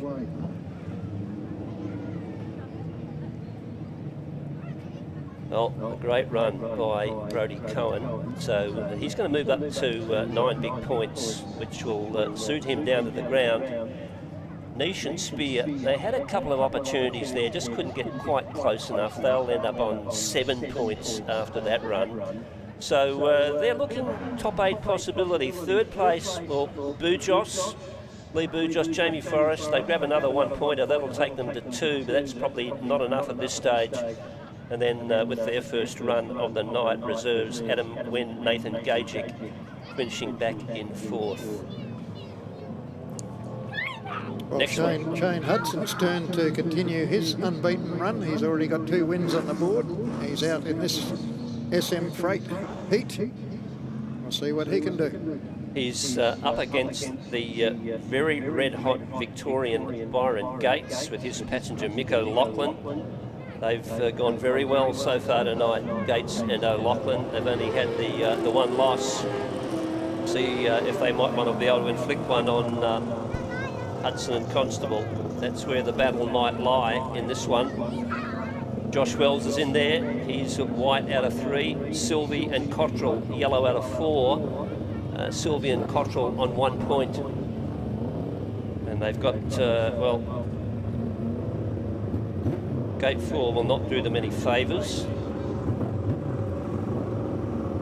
Shane Hudson, very good gaiter as well. He's out of blue, second from the pole line.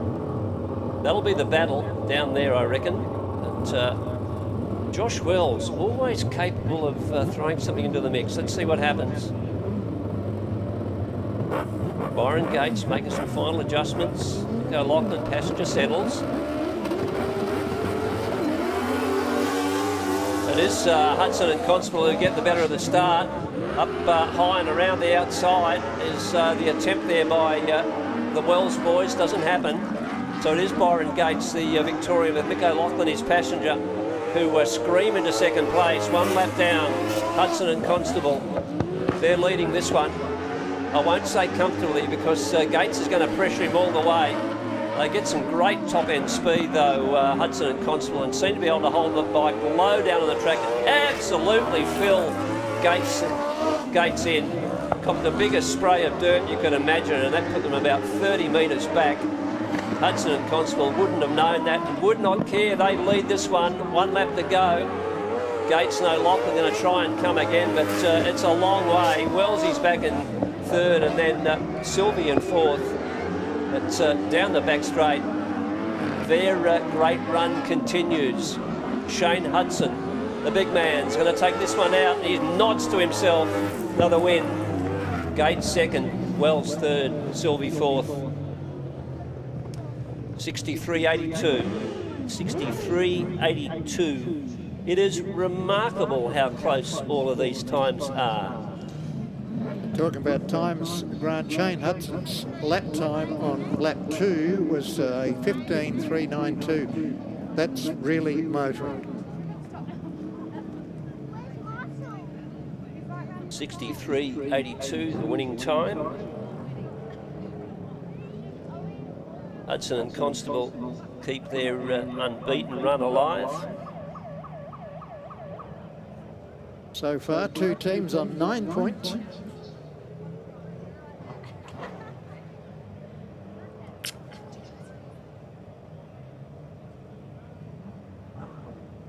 Huster and Sidecar will be red out of 1 on this one. Stevens and O'Brien blue out of 2.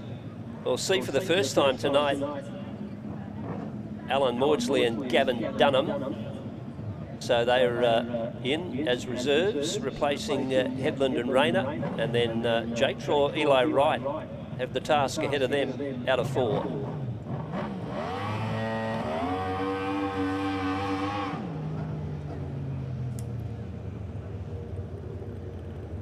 I understand Faye Woofenden's in the house with the 2 children and Linda Russell, so welcome and hope you're enjoying the evening. Saw gentleman Jeff Stanton earlier on in the evening. He's here, loves his solo and sidecar speedway racing. Former champion speedcar driver.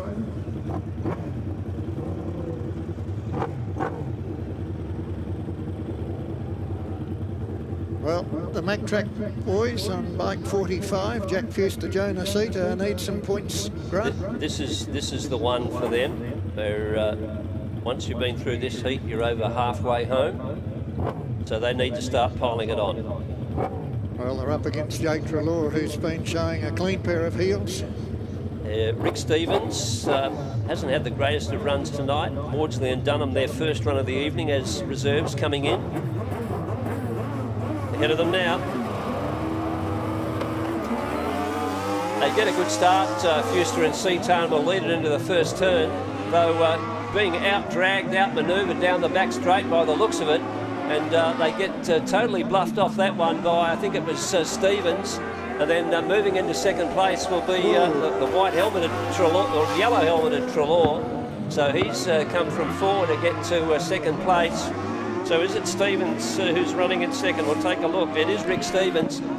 So after a fairly average couple of rides first up, he's moved to the lead in this one. Jake Trelaw in the second. Then back to Fuster and Sidecar, who got out of the gate first and led it until the beginning of the back straight, and then found the challenges all around them. They weren't able to hold anybody at bay then, as Rick Stevens continues to lead this one. Rick Stevens and Nick O'Brien from South Australia. Trelaw coming under pressure now from Fuster and Sidecar. But the checker's going to come out. It'll be Rick Stevens who's going to take a great win. And on the drag to the line, oh boy, that one's close to call. That'll be close to call, that one. I think it might have been Trelaw getting it just by the narrowest of margins. Well, on our screen they've given it to Jake Trelaw. Yep. But not much in it. No, like... 0.22. 0.200 of a second. Yeah.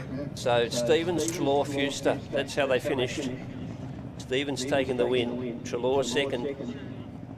Fuster home in third. He'll be ruining that opportunity, gone astray. And then Maudsley and Dunham had no answer at all in that one. Well, Jack Fuster actually got to the lead at one stage. He was down low going through turns 1 and 2, and then somehow got blown away, and then he got filled in. He was going for his goggles, all sorts of trouble. Got swamped on the back straight, didn't he? Indeed. So a good win there to Rick Stevens, who well, he needed those points to put him anywhere near making this top 8. Trelaw just picking the points off. He would have liked to win, but he'll settle for the second. One point. He's certainly continuing to accumulate them, isn't he? Yep. 2, and 3 out of his 3 rides. So, and that's what you need to do. Another win would be handy for young Jake. Jeff Bishop from WA, a veteran, with young Daniel Bishop, his son, on the back. Both in their own rights. WA Sidecar Championships on the bars. Although Daniel's doing a stint on the back with Dad. Jeff's championship win was way back at Claremont Speedway, I think in 1999. Yep, it was getting towards the end of the fabulous era at the old lady, as they say.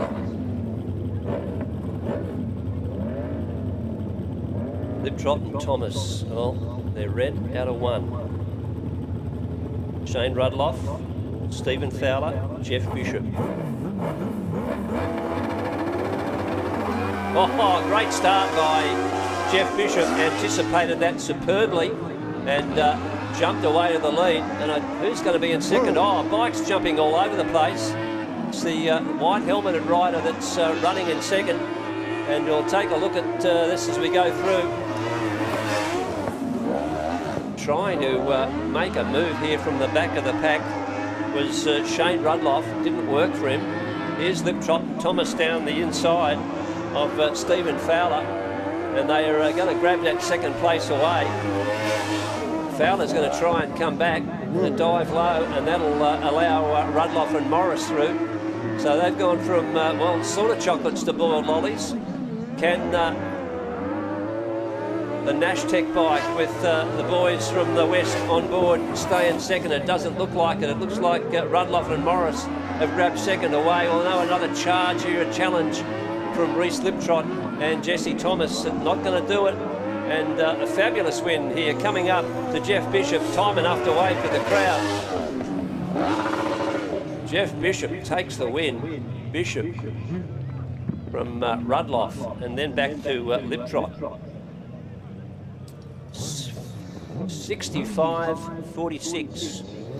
65-46. He got absolutely the best start you can imagine from the outside here, Jeff Bishop, and led them away and was never pursued, never caught. Shane Rudloff worked his way through from 4th to get to 2nd, Reese Liptrot, Jesse Thomas dropped back to third. Stephen Fowler, after running second for a while, he had ended up in fourth. Jeff Bishop, good win. The Jeff Bishop of old. And Jeff's out in the next heat, starting out in Redgate this time around. So after a little track trim, we'll see Jeff and Daniel Bishop back out. And they'll be competing against Gates, Trelaw and Nishki. That's a tough assignment, isn't it? The next heat race that he's got. Yeah, he's got that gate one. If he can gate as well in that heat, this is Jeff Bishop we're talking about. If he can gate as well as he did in that heat we've just seen him, he'll really take it up to Gates, Niche and Trelaw. Absolutely. And this is the time of night after 3 rounds that panic starts to set in if you haven't got sufficient points and you're desperate to get them, and then sometimes mistakes occur. You're chasing your tail, you're overriding. Well, we'll just go through the points for you. This is unofficial, and I'll just go through from the top. So Damien Nish, Mitchell Spear, they're on 7. Brian Sylvie, Dean Cottrell on 1. Nate Headland, Jackson Rayner, they're out for the night. Shane Rudloff, Scott Morris, they're on 5. Shane Hudson, Adam Constable, first to the maximums. They're on 9. 9 out of 9. Dean Hobbs, Daniel Lowe, they're out for the night. Jeff Bishop, Daniel Bishop, they've moved themselves up into 5. They're back in the mix. Jack Fuster, Jonas Sita are on 3. Rick Stevens, Nick O'Brien are on 4. Stephen Fowler, Byron Mordaunt on 4. Lee Boujos, Jamie Forrest are on 2. Byron Gates and Mick O'Loughlin, they're on 7. Reese Liptrot, Jesse Thomas are on 1. Jake Trelaw, Eli Wright, they're on 7. Josh Wells, Braden Wells are on 5. Brodie Cohen, he's on 9. So he and Hudson, or just Brodie Cohen and Jesse Headland, he and Hudson remain undefeated. And then we go through the reserves who've been used to this point. Stephen Saunders, Clarissa Mitchell on 1. Bob King, Morgan Cornwall on 1. Adam Wen, Nathan Gajic, 0. Alan Maudsley, Gavin Dunham, 0. And Michael Sitar, Leighton Bagovitz, if they're running tonight, they haven't had a run. So not really sorted out, is it? Not at all, although you have to put those 2 teams on 9 points in with a real good show of being in that top 8. Yep. Now, having said that, Grant, can you, with those points, quickly give us the top 8 thus far after 3 rounds? Not in order, but I'll give you the top 8. So they're Niche, Rudloff, Hudson, Bishop, Gates, Trelaw and Cohen. Is that 8? I think it's pretty close to 8. Yep. So mathematically, I mean, assuming the likes of Shane Hudson and Brodie Cohen pick up 1 or 2 points in their next 2 rides, I mean, if they have DNFs, they're going to be in a bit of trouble, but if they can pick up 1 or 2 points from a second or a third, they're pretty much assured of going through to tomorrow night's final, aren't they? So, I'm not the world's mathematician, the best mathematician at all, but I think 9 points is probably going to get you there. I think 9 points might just see you into the top 8.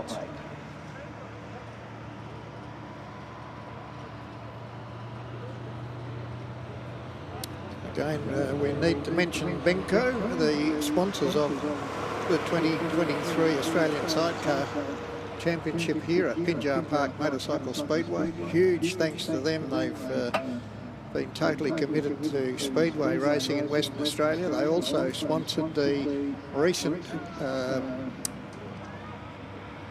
what was that event we held? Which name one? of it? Jeff Guinness Memorial? No, the solo event with King of Pinjar? The Rob Wolfenden? Rob Wolfenden Classic. Okay. Of course, they were major sponsors for the Rob Wolfenden Classic here, which had a huge crowd, Ty Wolfenden and all of the top guys racing here. So Benko, certainly great sponsors, wonderful people.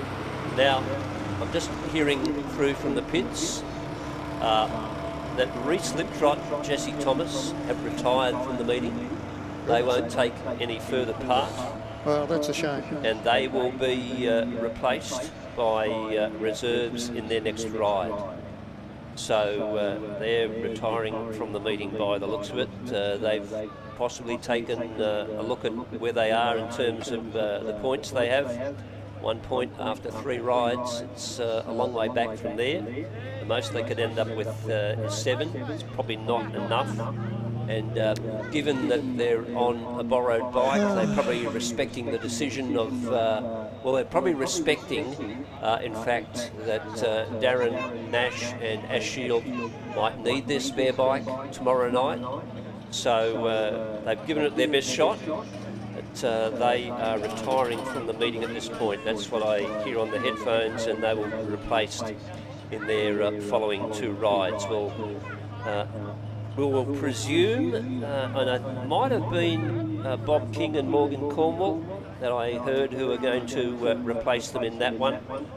That is, of course, unless someone else drops out ahead of them in a heat beforehand, although that does look unlikely.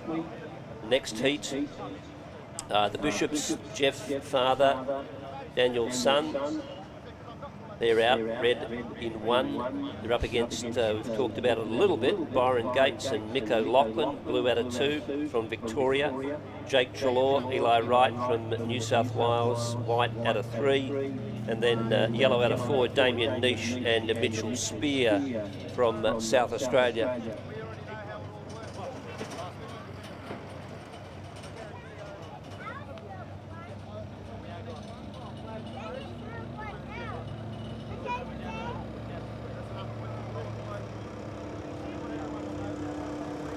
Folks, we have an emergency to solve, and you can help us solve it. If your motor vehicle is 1HQG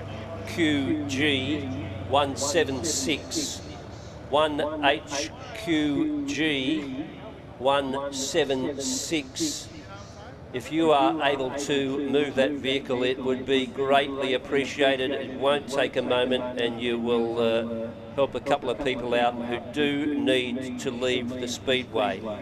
So 1HQG 176, sir or madam, if you could move your vehicle, it would be sincerely appreciated. Adam Constable down there on the start line talking to a few of the officials. Adam is the passenger for Shane Hudson, who are on 9 points, so they're having a good night. Adam just giving us a little wave up here in the control box. He's pretty happy with how things have gone so far. He looks a happy chappy. He's a lovely guy. He gives you free time in the pits when you interview him with Shane. They're terrific competitors, so well done. They and are. Best wishes for the rest of the meeting. They've come a long way from up in the Hunter Valley there, I think, in New South Wales, around Newcastle. It's my understanding. So maybe it's Curry is their home track, and that's where they run most of the time. But good to have them on board, good to have them for the Aussie title, and great to have had them here at Pinjar Park for most of the season. They have taken their title very seriously, come over here and swelled our ranks for the vast majority of the season, and done superbly too while they've been here.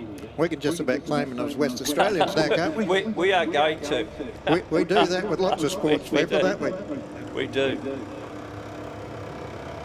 So, terrific guys. A couple of rounds for everybody left.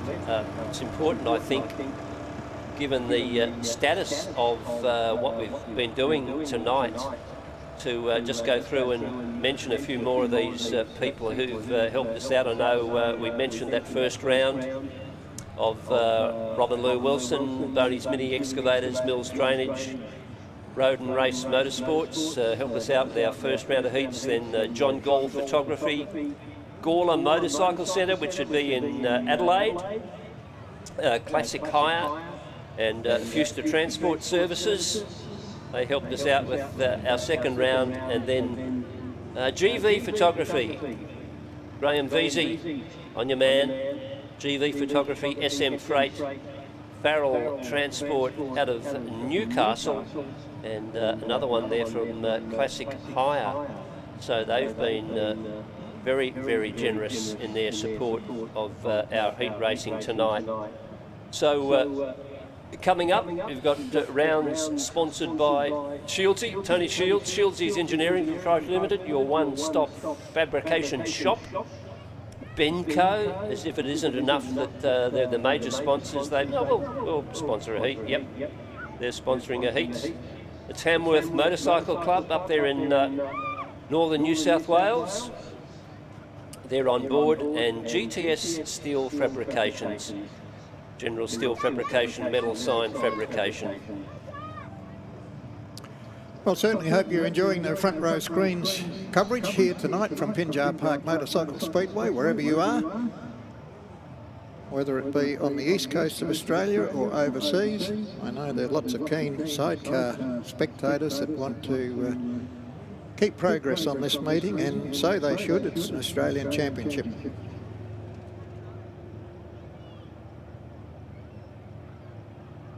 We certainly mentioned RCA Civil providing the track grading here today and the preparation for most of the week. Huge commitment.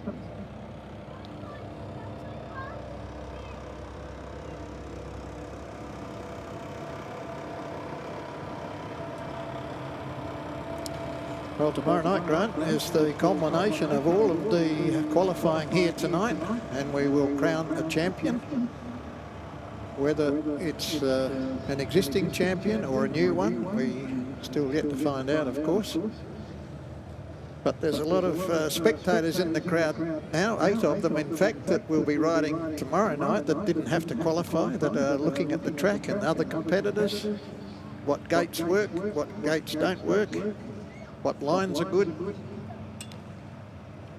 So they're not just sitting up enjoying themselves, they're doing some research.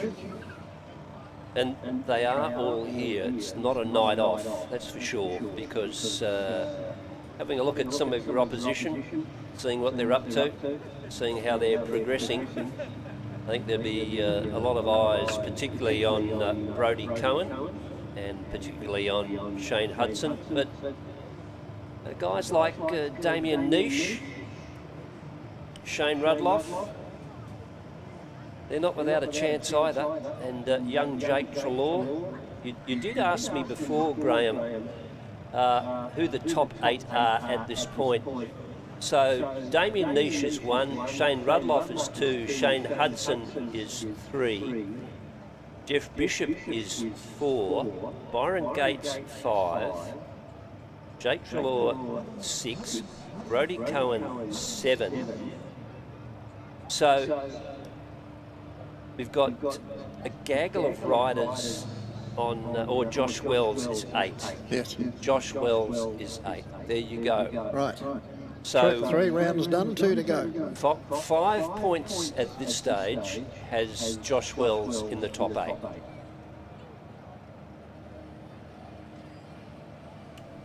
So I would suggest to you that Hudson and Cohen are probably safe at this stage. The withdrawal of a couple of boys, Nate Headland, Jackson Rayner. He unfortunately blew a motor in their first event. Jackson Rayner came off the side of the bike as well. Dean Hobbs, Daniel Lowe. They got some damage to their bike after a back straight incident. You have to feel for them, don't you? You do. Come a long way to the west to not even complete one heat.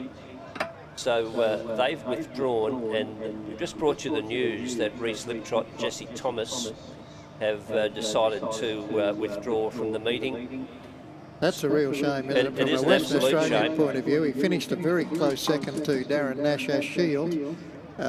Very, very good and tough competitor, and finds himself with a damaged engine on his own bike, and then borrowed a bike and just couldn't get the thing to go. So that's a tough break for Reece Liptrot.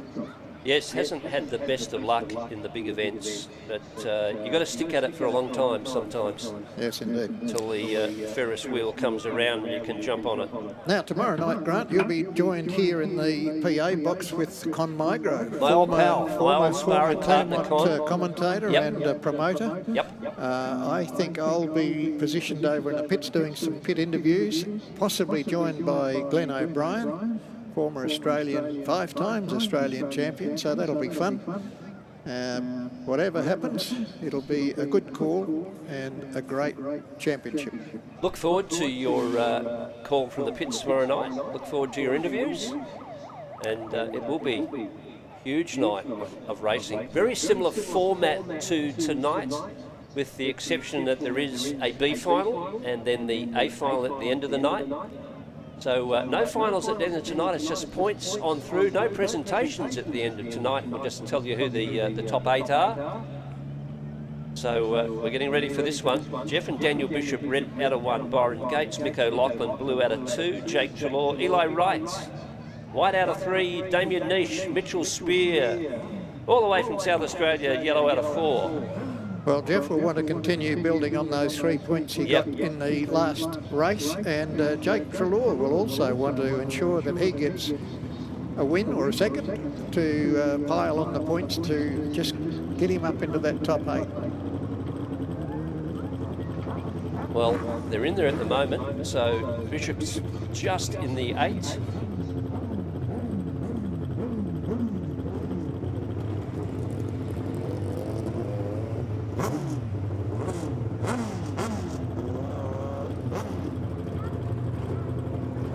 So Jeff Bishop, Daniel Bishop, they're there. Byron Gates, Nick O'Loughlin, they're coming into place. The boys in white, Jake Trelaw, Eli Wright, they're there, and Niche and Spear are there. 4 to go, 4 laps, Pinjar Park, qualifying night, Australian Sidecar Championships. Gates are up. Oh, Trelaw across the track, and one of the boys on the infield, that's the boy in blue, the Reds are coming on. And we had a few bucking horses go astray there. Restart. Well, good decision by the ref there, I thought, to give them an equal start. Yeah. It's a little bit of pushing and shoving, not purposely, it's just sidecar racing, but to give them all a decent chance of winning races, I think this is the correct decision. Yeah, there's certainly nothing deliberate in any of that. There was no one trying to take advantage of anyone else on the track. So in this heat, WA, Victoria, New South Wales and South Australia. Yep. Well represented. It's a good mix. So we're going to go around again. Jeff Bishop, Daniel Bishop, they don't bother with the gardening. They just up to the gates. Come on boys, let's go racing. Byron Gates, Nick O'Loughlin sit next to them. Jake Trelaw, Eli Wright. And then Damien Niche and Mitchell Spear here on the outside. They have 4 very quick riders. Be a good one, Grant. Everyone happy. Calm before the storm. See who gets the best start, and the best start I think is Byron Gates. He gets around the outside of Jeff Bishop. He's just going to pour the power on Jeffrey Bishop. Oh, we lost one off the back. So we go on red. We've got a passenger off the back. That's he's back up on his feet. Well done. That's Mitchell Spear, who's come off the back of the Damien Niche bike. One of the rules of sidecar racing, of course, is you've got to finish the race with your passenger on the back. Yep. So we'll wait with the... Well, as bits and pieces come off the bike, the headstock and the fairing off the front forks. Not quite sure how that's happened. It looks like they're retiring from the race. Passenger seems to be wringing his wrist, so maybe here was a replay here. Watch this, folks. Oh, yes, he did get tagged, and passenger straight off the back. There is a grab rail right down there at the rider's knee, and he might have got a bit of a touch-up on that and let go of that grab rail, and that spat him off the back of the bike. Yeah, leathers look a little bit worse for wear, don't they? Done their job. It's Mitchell Spear. Well, it is Easter. That's the holy leathers there. Glad you worked that into it. You'll be on a big Easter egg hunt tomorrow, I know. I shall. Yeah. Damien Niche, Mitchell Spear back together. So I don't know what the call will be. It's like. Well, here we go again. There's another replay. Oh. Yeah, just a bit unfortunate. I don't think there's any malice there. It was just two bikes coming together. So, well, leave it in the hands of the referee. Not ours to call. Great shots from front row screens. Thank They you. are indeed. And when we have our next major break or trek grade, we may be able to entice Matt Williamson in to have a little chat with us, how he builds these live stream productions. Yeah, that'd be good. And, that'd be great. The work that he's put in behind the scenes to get all this up and running. Yeah, it's not just a matter of bringing a camera down and pointing it at the bikes, the sidecars as they go around. It's quite sophisticated. There's a lot of work that needs to be done. I hear the siren, so the riders have got 2 minutes. The referees indicated all four riders back in if they can get this bike on the infield underway again. They're putting a bit of fuel in it.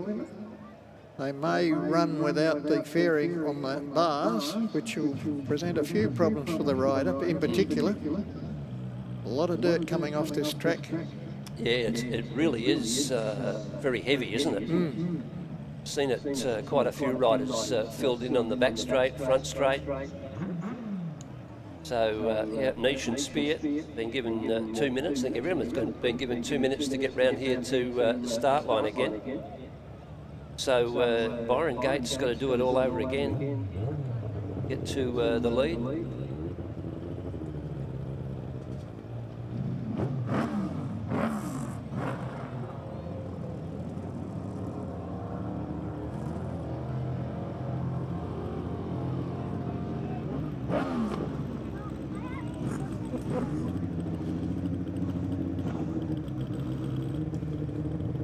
Lining up again. See what's the story with the... Oh, yep, here we go.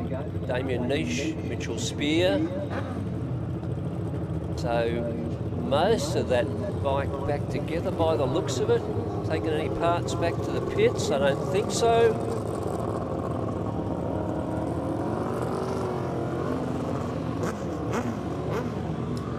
Well, as we suggested, there's no fairing on the front forks there, so a little bit of dirt's going to spray over the rider and, I dare say, the passenger when he goes over the side of the bike. Once upon a time, there was no fairing at all at the front, was there? No. Good old days. Upright bikes with big Vincent engines in them, JOPs. No, we prepare ourselves again. This is, I think, the third attempt at a start for this heat. Here we go. Oh, Byron Gates absolutely left behind the thing, backfired and backfired, getting around the outside and into the lead. Would you believe it's Damien Niche and Spear. Here comes Bishop around the outside. Oh, too fast. Goes around the outside, does Jeffrey Bishop, then puts the bike high on the track. Niche and Spear going to try and come back. Gates, who missed the start entirely, would be ruining this because he's going to go backwards in the points chase. Jeffrey Bishop making some road now. Oh, he's gone high. Niche and Spear down low again. I think Bishop's got the power to go around the outside. We'll watch this with interest. Niche, though, comes up high to block that move. One to run. This is interesting. Oh, Gates and Spear have gone to the infield. Treloar's back in third, a long way back. Not competitive in this one at all. Damien Niche, Mitchell Spear, you've got to give it to them. They're going to win this one and win it well. Top job. After that, well, you know, you can go from chocolates to boiled lollies. They've gone from boiled lollies to chocolates. What a great run. What an absolutely fabulous run by Damien Niche in winning that one. Wonderful ride. Yep. Particularly so for the passenger there. He came off the bike, probably got a bang on his knuckles or his wrist. He was ringing it after he came off the bike, so to get back on and do that, no fairing on the bike. Jeff grabbed the lead at one time and relinquished it when he went wide through turns 2, and Damien saw the opening and grabbed it and was never headed since. After that, I should say. Can't give you an official time at this stage. The computer is not happy. Can tell you that Niche won it from Bishop and Trelaw. Oh, here we go. Niche, 64.22. 64.22. Fairing or no fairing? Well, that didn't do Jake Trelaw too much, or bring him too much joy, but he still picked up a point, so he's still accumulating points. That's the important thing. He's on 8. A big 3 there to Niche. He goes to 10. 2 points to Bishop, takes him to 7. So he's cementing himself in that 8. Yes. And no points at all to Gates and O'Loughlin because they withdrew in that race. That's a shame because they've been performing quite well. Yep. Bring this next lot out. So it'll be Brian Sylvie, Dean Cottrell. Liptrot and Thomas are out, so it's King and Cornwall in their place. Fuster and Sidecar. Well, Bujos and Forrest.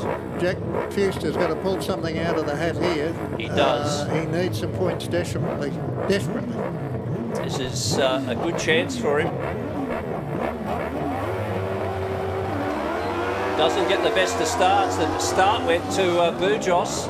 Bujos got that one away well. Here comes Fuster around the outside.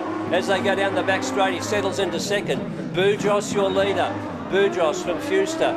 Back then to the red helmet and Sylvie from South Australia. And then last is King and Cornwall. Bujos leading this one. Fuster is going to try and make a move on the inside. Didn't happen for him that time. Bujos continues to lead.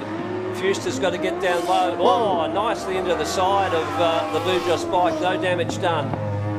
So Bujos will know he's there. Fuster and Sidecar, was that the yellow? The yellow's about to come out. We're halfway home. We're over halfway home. Lee Bujos leading this one. Oh, goes desperately high. And onto the grass goes Jack Fuster.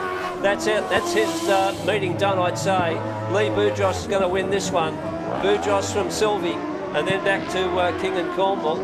They can only rue their chances. There was a lead that they could have grabbed, but they weren't able to. Lee Bujos takes the win. Bujos first. Second place went to Sylvie. And then third home, King and Cornwall. DNF to Fuster and Sidecar. Lee Bujos' time 65.61. At 65.61, he throws himself back into the chase for the top 8, does Lee Bujos.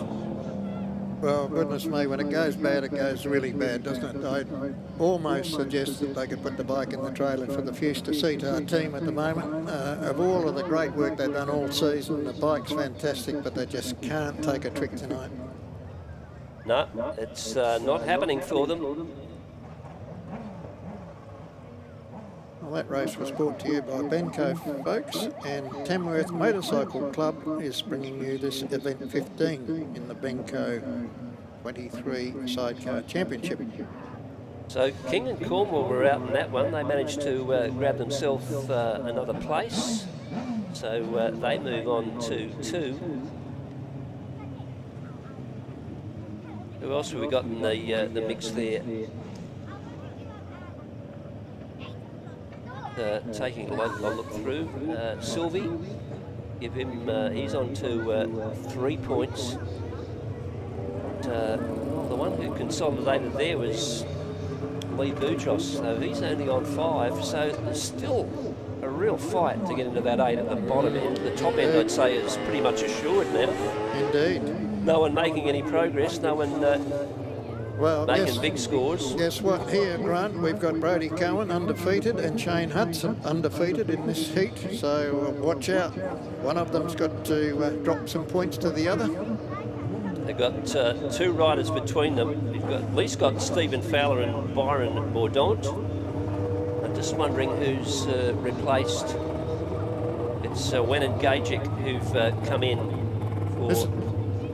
This potentially is the race of the night. It'll be, I think, a match race between Cohen and Hudson here.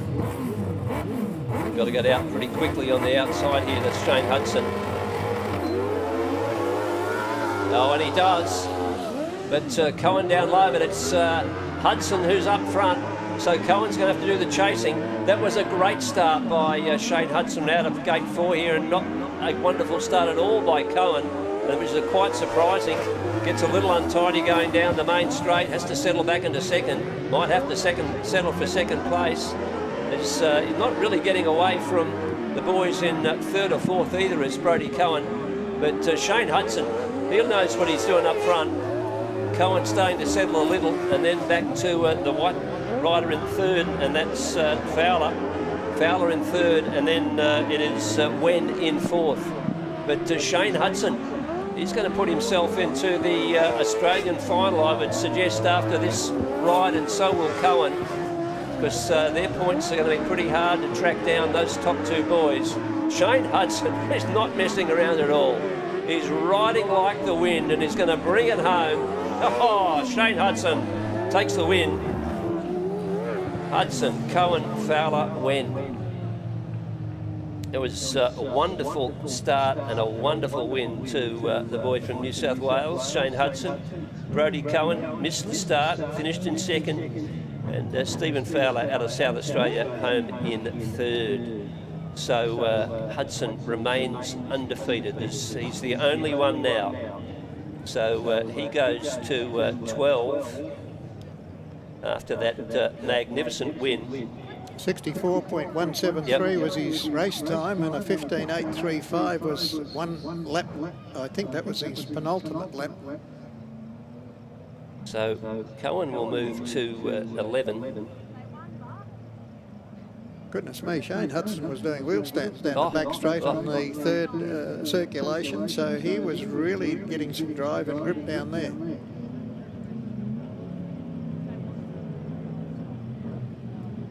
Brodie Cohen will be ruining that opportunity.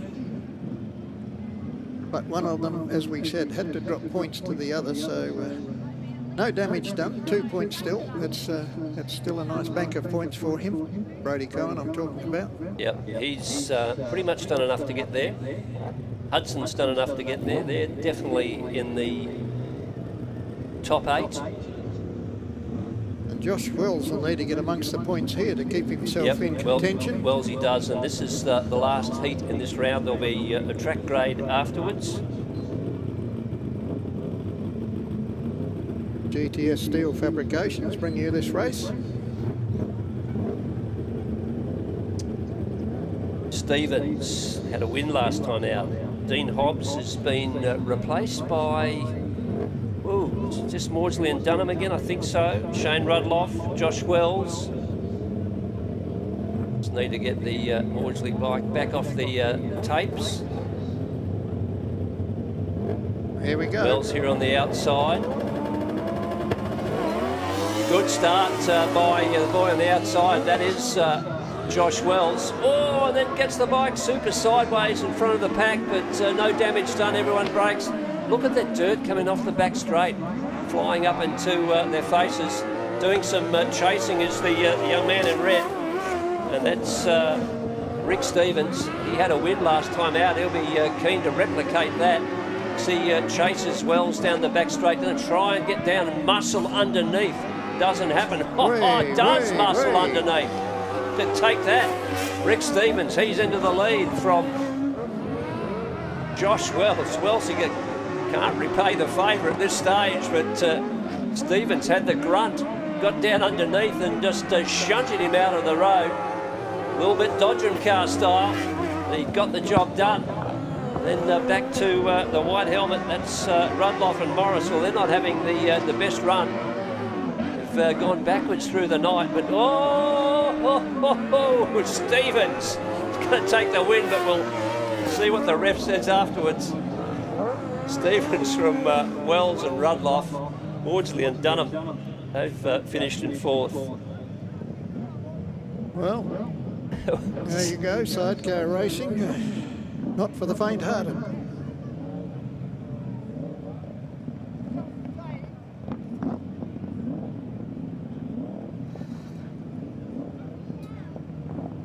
So Stevens winning time, 66.62. 66.62.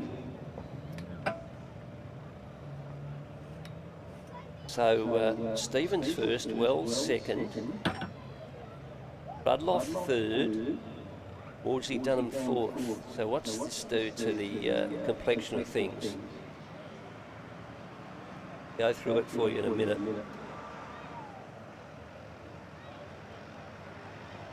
Well, we're going to have another little quick, I hope, track grade trim. Yeah, we will.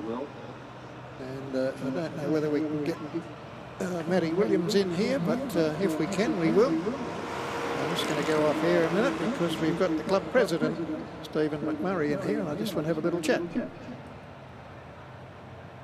So just looking at the points unofficially from the first 4 heats, Damien Niche is on 10, Brian Sylvie on 3, Shane Rudloff on 6, Shane Hudson on 12, Jeff Bishop 7, Jack and Jonah, Jack Fuster on 3, Rick Stevens on 7, Stephen Fowler 5, Lee Boujos 5, Byron Gates 7, Jake Trelaw is 8, Josh Wells is on 7, and Brodie Cohen on 11.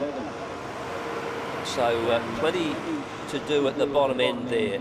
So who can possibly get in? You probably need about 7 points to qualify the way things looks. So Niche looks like he's in, Hudson looks like he's in.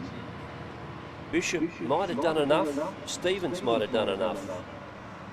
Gates might have done enough, Trelaw, Jake Trelaw, possibly, Wells, possibly, Cohen definitely. So we go through our heats, one lot to come.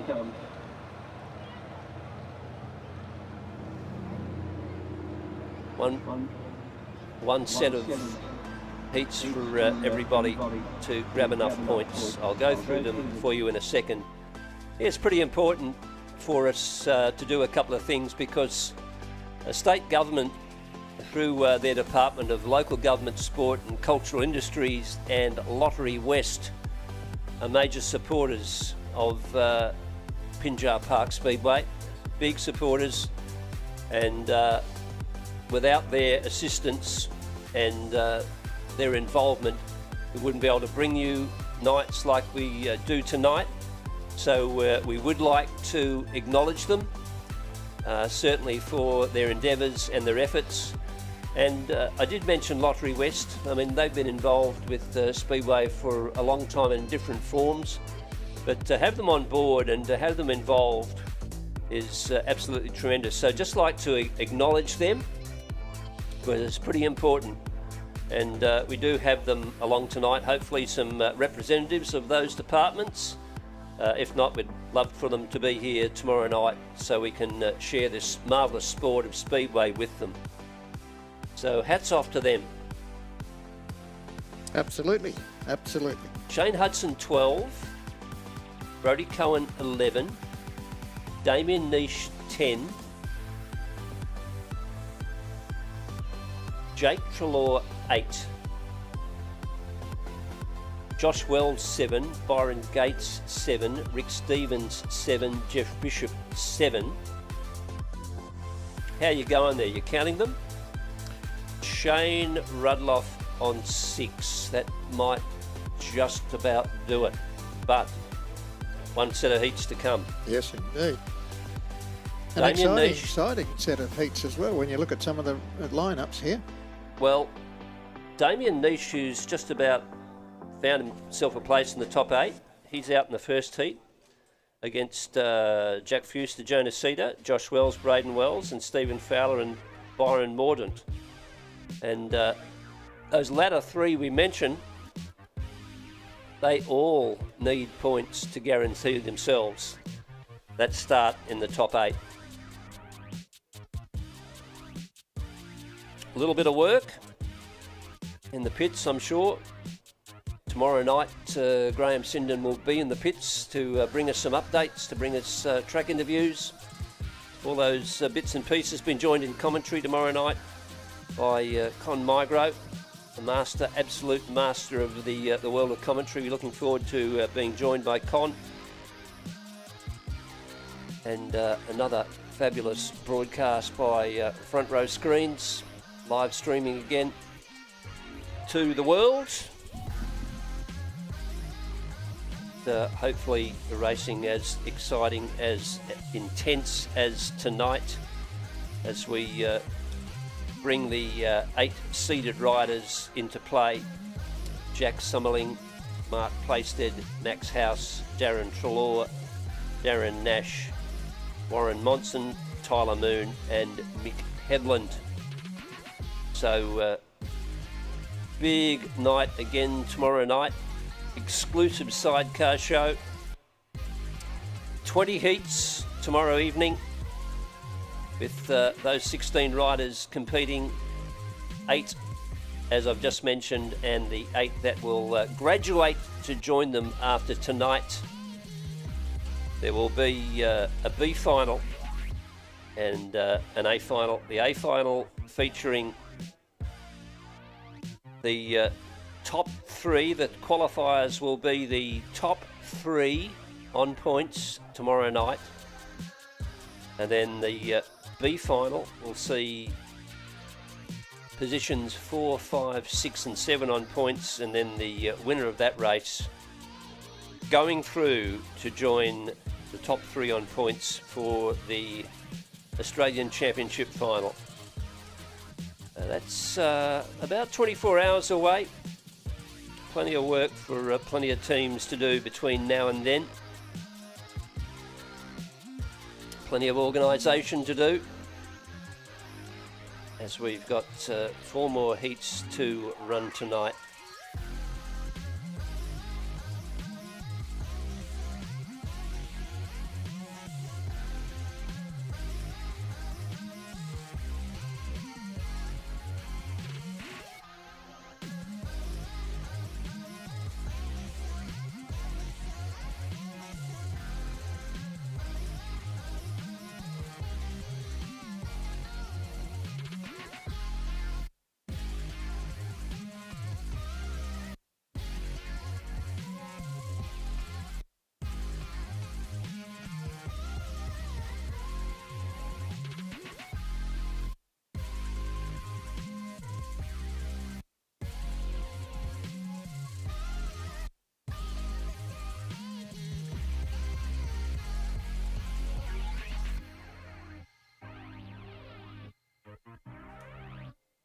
Just the one set of heats to come. Through the night, we've lost a couple of teams. We lost Dean Hobbs and Daniel Lowe, South Australia.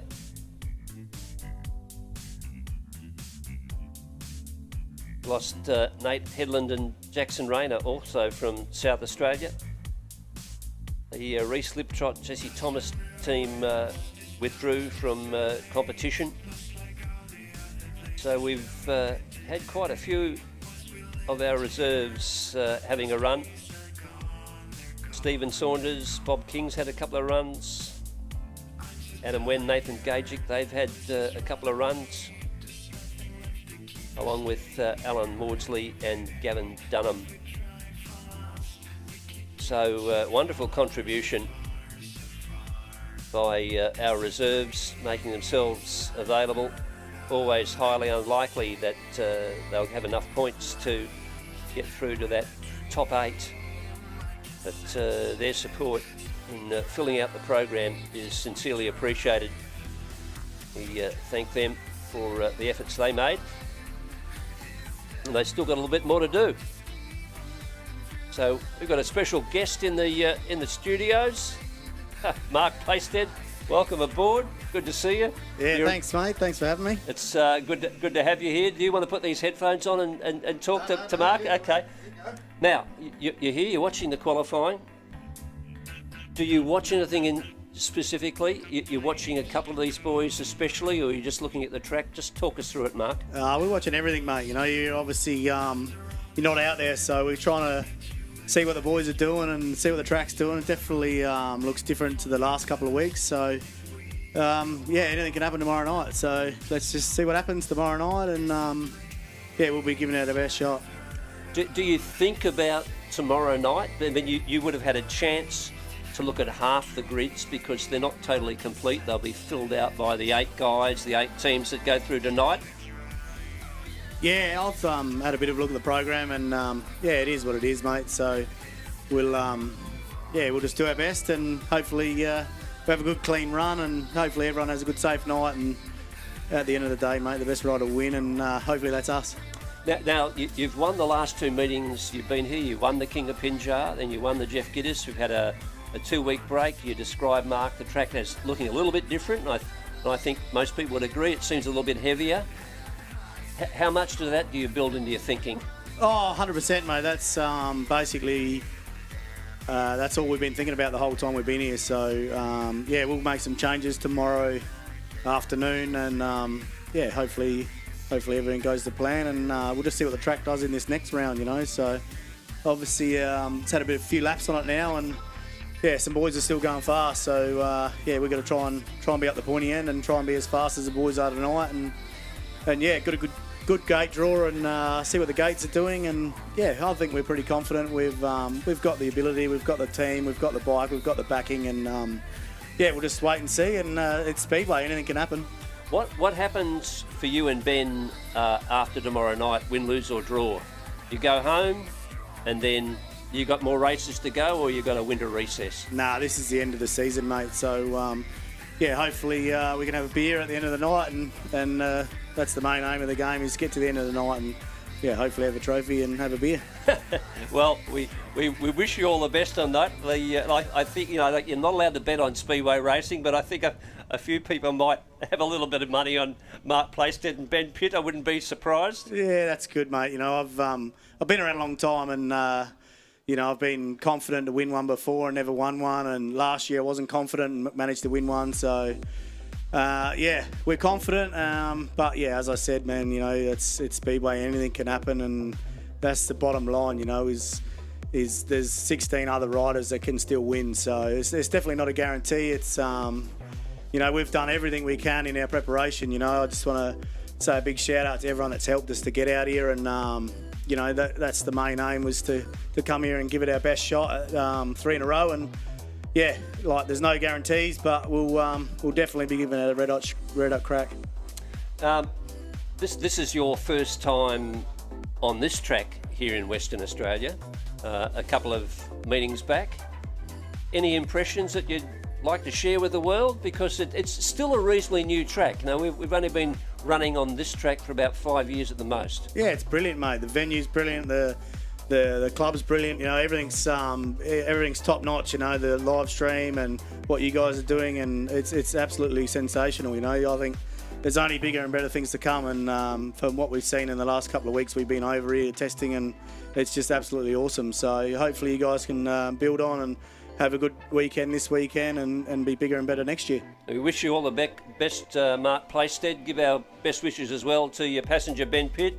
We look forward to watching your race tomorrow night. Yeah, thanks, guys, and thanks for having us. Cheers. More than welcome. Mark Plaisted, who is the current Australian champion, looking to go 3 in a row tomorrow night. So a lot of people would not be surprised if he and passenger Ben Pitt did that. Great to be able to speak with him. Thank you for bringing him around here, Graham. Well, isn't it good that these guys freely give their time? He's twice Australian champion, likely to be 3 times hat-trick Australian champion, yet he's still prepared to do the hard yards, do the promotional stuff as well. They're really, what would you say, professional operators. They're user-friendly. Yes. Yeah, which is fantastic for us. So, speaking of fantastic, Damien Niche is out there. Has he got the fairing back on the bike? No, left the fairing off. He's going to go without the fairing. The front fairing at least. Damien Niche, Mitchell Spear, red out of 1. Jack Fuster, Jonas Sidecar, blue out of 2. They last chance. Last roll of the dice for them. Josh Wells, Braden Wells, white out of 3. And Stephen Fowler and Byron Mordan, yellow out of 4.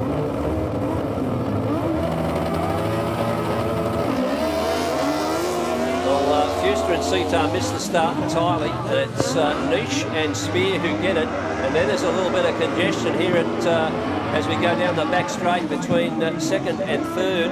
Fuster's back there in 4th place. We just watched this battle, second and third. It's really hotting up. That's Wellesley trying to get down low under the yellow helmet, and that's the boys who are out of Western Australia as Wells, and then they're up against Fowler and Mordan, so they've managed to get away from them. But they've let Niche get away, and Niche's top 8 absolutely now as he motors away in this one. And kiss goodbye to top 8 for Fuster and Sitar. Wells in with a big show, making top 8. Not quite sure, I'll have to have a look after this heat on Fowles. But he's doing the job down there, the back straight. This will be the checkered flag. They'll be pretty happy about that. And that's a great time also for Damien Niche. Niche over Wells and then back to Fowles. And well, we did mention Jack Fuster earlier in the call tonight. It's not a big night for him. 63.39, 63.39. And look at that single lap time, 15.309. It's fantastic stuff. Damien right on the gas there. So he's going to end up with 13 big points. He's straight into that A, is Damien Niche and Mitchell Spear. Went under the radar a little bit at the start of the program, but boy, oh boy, has he come good at the end. Yep. Jack Fuster having a devil of a night. Josh Wells, he's hanging in there. Yeah, Wells, he's put it all together, and I would say that Wells, he's probably done enough to get there. And he's done it the hard way. He's had to battle a few riders coming underneath him, a few hip and shoulder bumps along the way. But I don't think he's minded that at all. He's built a tough stuff, our friend Josh Wells. Now, Stephen Fowler, he's got 1 point there. He'll go up to 6. I don't know if 6 is going to be enough. So I'd say out of that race, we've got Niche and Wells through to the top 8. Just to repeat that 4-lap time, 63.39, 63.39. Well, that was after a little track trim, so the track's still holding up. Very fast times. Rick Stevens, Brian Sylvie, Jeff Bishop, Brody Cohen in this one. Cohen from the outside. I think he's guaranteed his start in the program tomorrow night. He'd like to finish off tonight with a win. So would Jeff Bishop. I think he's pretty much guaranteed himself. So we've got 2 definites out there. That's what I'm saying. Not so much points for Brody Cohen, although he's a racer, he'll be going for a win, but it's confidence, isn't it, at this stage? Yeah.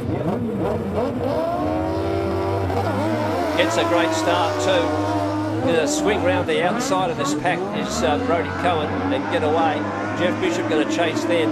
And then the red helmet is Rick Stevens. Well, we've seen Rick's form. He's able to get it done, and here's Bishop again challenging Brody Cohen. He's a wily old fox, Jeff Bishop. Knows when to get it done, knows how to get it done. Down the back straight he goes, chasing Brody Cohen. Rick Stevens is back in 3rd. Bishop, if he'd stayed low, might have had a chance then, but followed Cohen through very closely through that corner. Brody Cohen getting that half-track high run, blasting down the back straight. Stretches the lead out a little bit, but not a lot, not far enough to get away from Bishop, who holds that bike down low as the yellows come out. Rick Stevens chases in 3rd. I haven't mentioned Brian Sylvie back and forth, haven't needed to. He's way back there with Dean Cottrell doing the swinging. But looks like Cohen might be able to win this one. This is Brody Cohen. Bring him on home. It's a drag race to the finish. He gets it done. Does Brody Cohen. Cohen over Bishop. And then back to Stevens. And Sylvie finishes in 4th. Well, another great race from Brodie and Jess Headland there. 63.57. Consummate professionals, and they'll be right in the mix tomorrow night, along with Mark Playstead, who we've just had in the box here with us. Darren Treloar, 11 times national champion. So these guys are going to take it right up to them and make a great final tomorrow night. So certainly after that run, they've cemented their place. Rick Stevens had rue that opportunity. I think he fancied himself for perhaps a couple of points. Yeah, he did. Jeff Bishop, Daniel Bishop, father and son combination out of WA, grabbed second place off them and relegated them back to third to 1 point. So that's a bit of a dent in his point score. It is a big dent. They end up on 8. We did talk about 8 maybe being enough. Sylvia and Cottrell, they finished back and forth, so they're going to end up on 3 points, I believe. Oh, goodness me, Grant, I'm looking in advance at this next heat, brought to you by Benco and Nate Headland, Reece Liptrop and Dean Hobbs. All original starters are out of this. Brian Gates, Nico Lachlan, the original starters and Victoria. So we've got some reserves in this heat. And it looks like only 2, so 3 to go. Well, Byron Gates is out there. He could grab a win. Yeah, so it's just Gates in the middle. He's got Wen on his inside, Maudsley on his outside. So couldn't summon another reserve, unfortunately. Byron Gates missed the start entirely last time out. Got to get the bike rolled back a little bit by Jeff Hampton. He can get 3, might see himself into the top 8. Oh! That was a shocking start by everybody. Alan Maudsley leads. Byron Gates is in second. Maudsley's leading this one. He's going to swing high, and Gates will come down low, take the lead away after, well, not the worst start in the history of sidecar racing, but it's pretty average, but he's in the front. Byron Gates, let's not take anything away from him. You've got to be pretty bruised to race these beasts. Byron Gates is doing it. He's up front. Lost when engaging on the infield, yes. That's Maudsley and Dunham circulating behind. They're going to get 2 points. Byron Gates will probably have done the maths in his head, realise with this win that he'll end up top 8. That's what I'm going to give him anyway. Time won't be a world record, but he gets the job done nevertheless. 66.26, 66.26.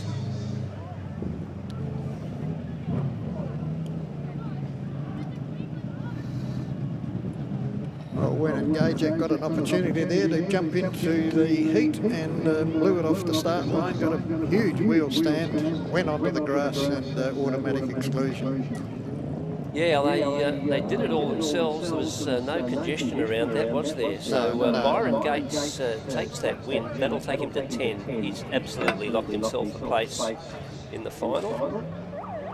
This next heat's going to be a cracker too. Shane Hudson undefeated, Jake Treloar, he's looking for some more points. Lee Bojos is coming back into his own, and Shane Rudloff. So excitement keeps on coming. Yeah, Rudloff has, by my calculations, got 6. Bujos 5. Would that be right, or did he win one? I think he's had a win in a couple of seconds. So Lee Bujos might be. Take a look through that program going back. Jake Treloar will want to be high in the points. Might be there, Lee Bujos.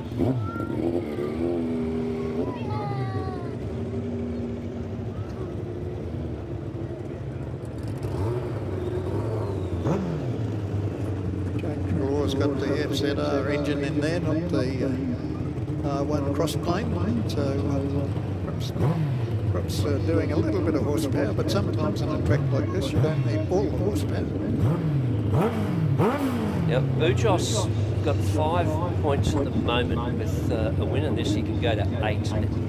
Just about sneak in.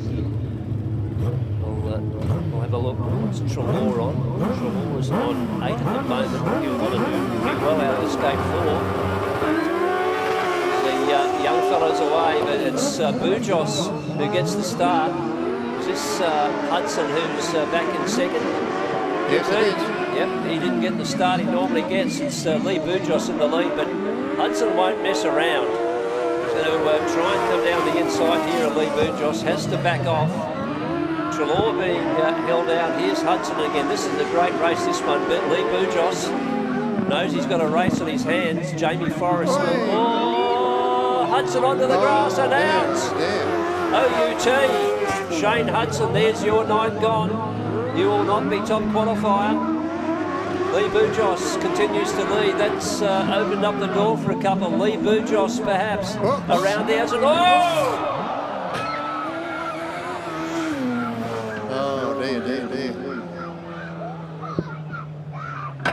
Well, that was the same thing that Shane Hudson did the previous lap. Got the bike turned around, and same thing here.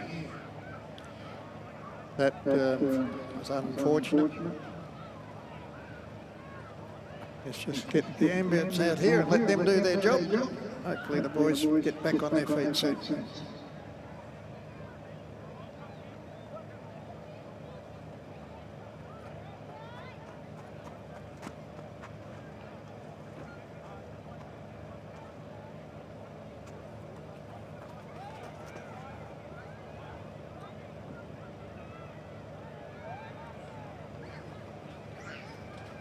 Well, that was really unfortunate.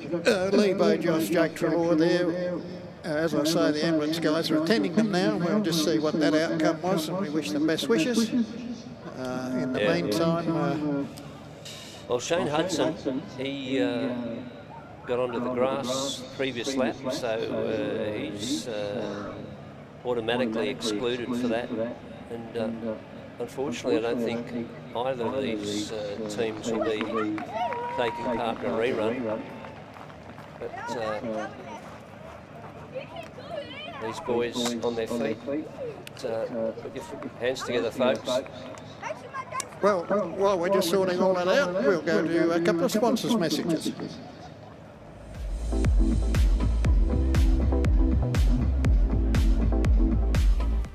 Assured Learning Australia are registered training providers offering high-quality training and education courses for the automotive industry.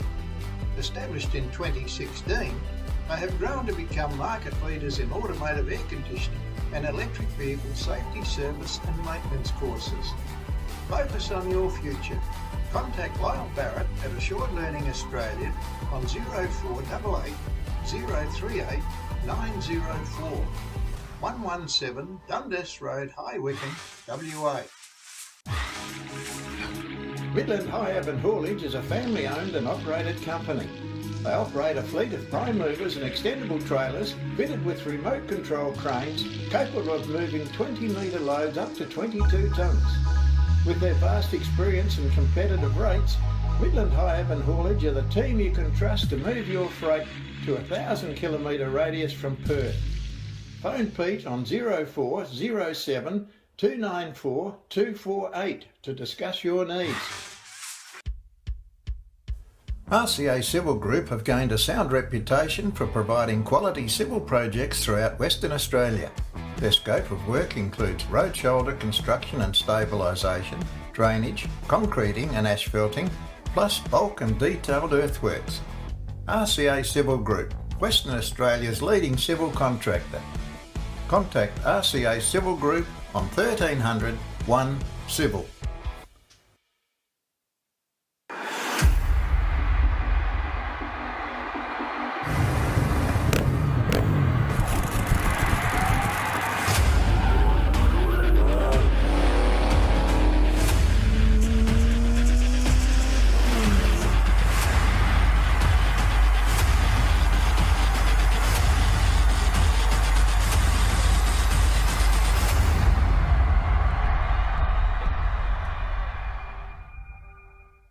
Grant's Car Stereo Morley, proudly supplying and fitting quality car stereos for over 15 years, selling top-name brands like Alpine, Focal, Rockford Fosgate, from a simple upgrade to complete custom systems. Stop in and see Grant and the boys at 61 Russell Street, Morley, or visit us online at carstereo.com.au.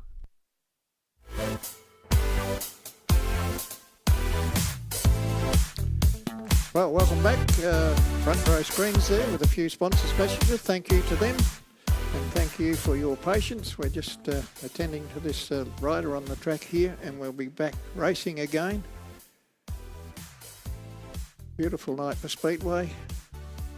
Little on the coolish side, I guess, after our warm Western Australia summer, but pleasant nonetheless.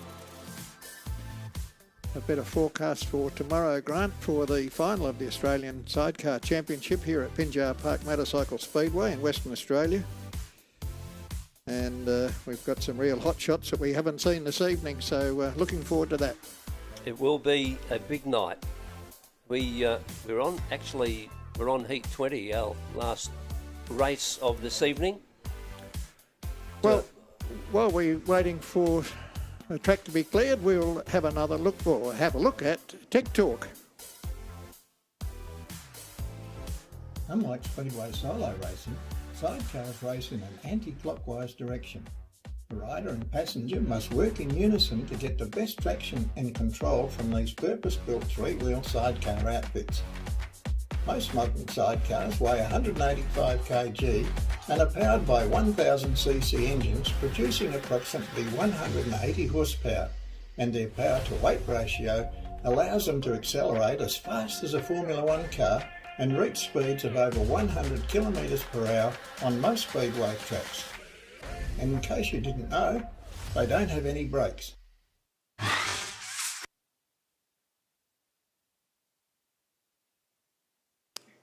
Well, Tech Talk there, brought to you by Assured Learning Australia. Thank you. Appreciate your support. And we've just got some pictures on the screen now of riders over near the pit gate. Just see what work they've got to do and what we've got to do to get this race back underway. If the race is resumed, it will be Shane Rudloff and Scott Morris, the boys in yellow. I think you'll find that Bujos and Forrest are excluded. Hudson and Constable will also be excluded. Depends on the condition of the Trelaw team. That's the situation as we have it.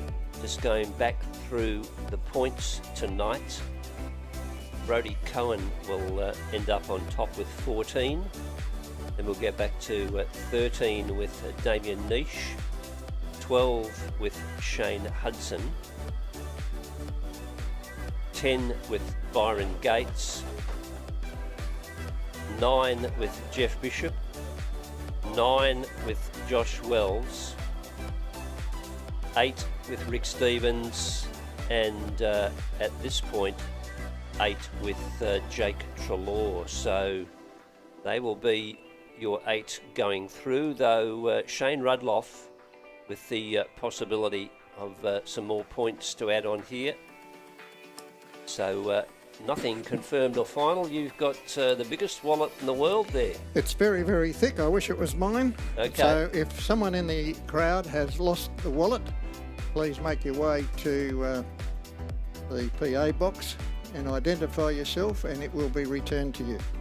The only thing I might do is swap it for mine. It's considerably thinner than this one I've got in my hand. Yeah.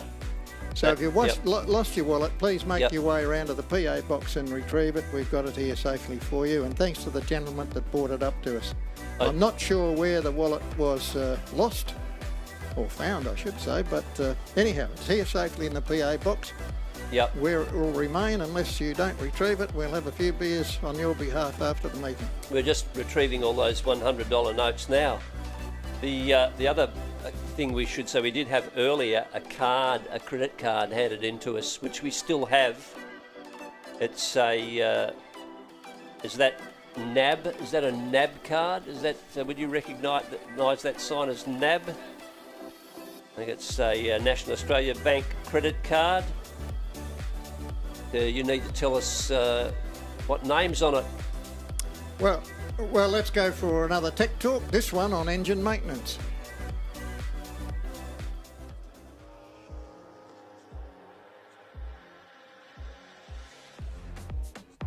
Russell Lee Speedway engines do a fair amount of work, rev fairly hard, put out a lot of horsepower.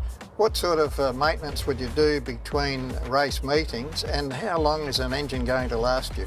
Well, that question's a little bit, how long's a bit of string there, Graham, because you can get 2 or 3 seasons out of one of these engines with just a little bit of maintenance in the form of changing out the shells in the bottom end and the big ends, and just maintaining it. The big thing is clean air filters. I leave mine dirty, as you'll see, until we're ready to race it again, and clean them just before we race. Generally, with a little bit of experience with these motors, you can hear them start to knock. If you're running a lot of compression, you can actually hear that tiny little noise coming from the big ends when they start to flog out. You can literally pull one of these engines apart, the big ends and the mains will look brand new, but because of the loading, they'll actually squash in between the oil, and you'll actually have play in them, and that's what you don't want. Once they start flogging around, you'll end up breaking something. So it's a luck game. You can have a full-on race engine that could explode on you for no other reason that's how it is, or you can have a fast, strong engines. We've got, say, Adam Wen running standard engine, and he says it's too fast for him, and he could get probably 2-3 seasons out of one engine. So once you start putting extra load on it, you've got to keep an eye on it a little bit more. The only other maintenance, obviously, is your methanol. Keep that out of it during the when you're not racing. Flush it with petrol or empty it completely. And good quality oil. That really you don't have to change every meeting, but some guys do. I find that every 3 or 4 meetings we'll put new oil in it. So consequently, we've got lots of good oil for our chainsaws. Well, Russell Mitchell there, former Australian champion, giving us the benefit of his experience in sidecar racing for all of those years. Thank you, Russell, and thank you to Assured Learning Australia. Well, we just await on this restart. It'll be complete restart. I did go in and ask our referee for the evening from MA, Angus Bajaya, if Shane Hudson was allowed back in if it was a complete restart, and he said no. He went off the track in his own accord prior to that accident, so that puts him out and he won't be able to restart. Well, it doesn't do him any harm. He's top 8, absolutely. Well, these guys are racers, and they're, as I said earlier, rather than the points, it's all about confidence at this stage for these top-end riders. So he'd be disappointed at that. Absolutely disappointed. He missed the start, which normally he's so competent at. He missed the start and then was playing catch-up and got way down low. So far low he's on the infield, so that ruled him out of it.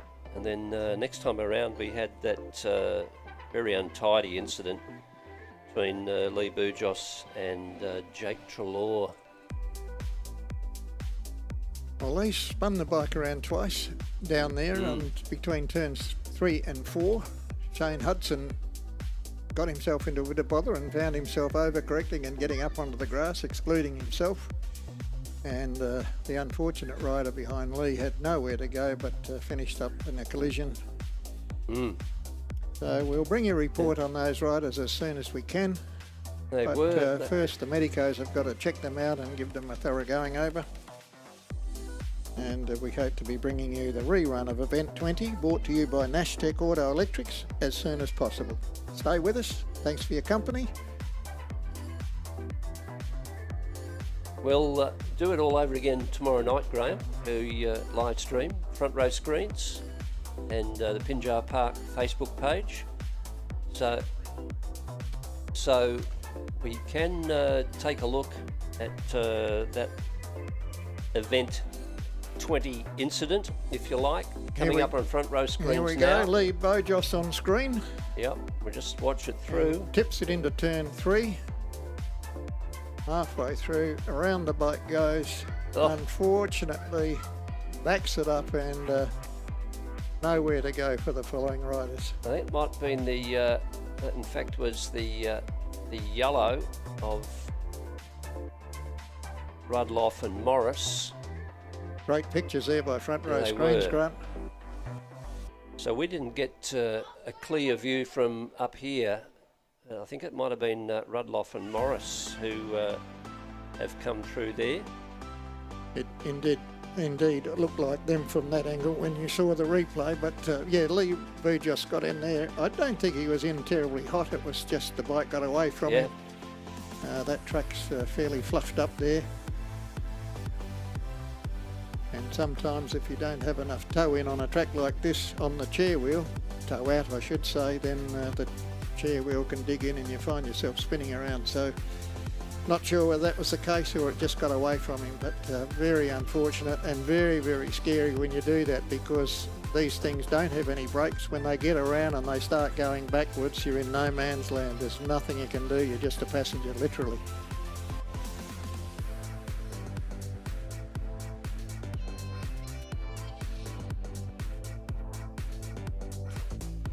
You lost one too.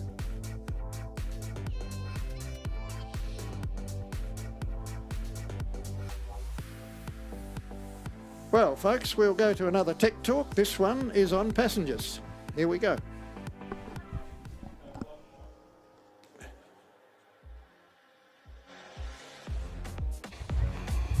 Russell, I've got the passengers office in shot, an area of about 30 by 40 centimetres.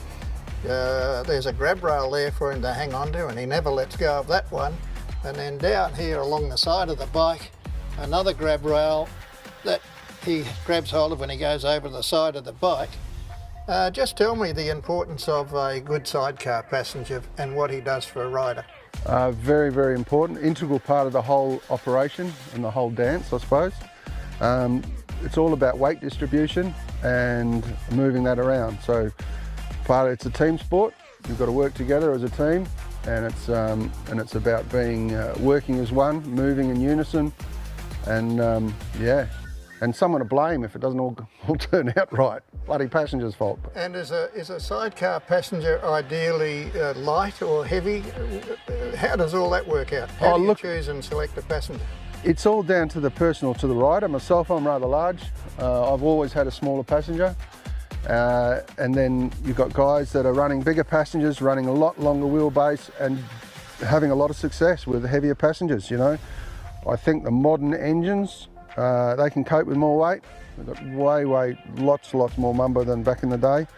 And then a really good heavier passenger can utilise that to make the whole bike go a lot faster.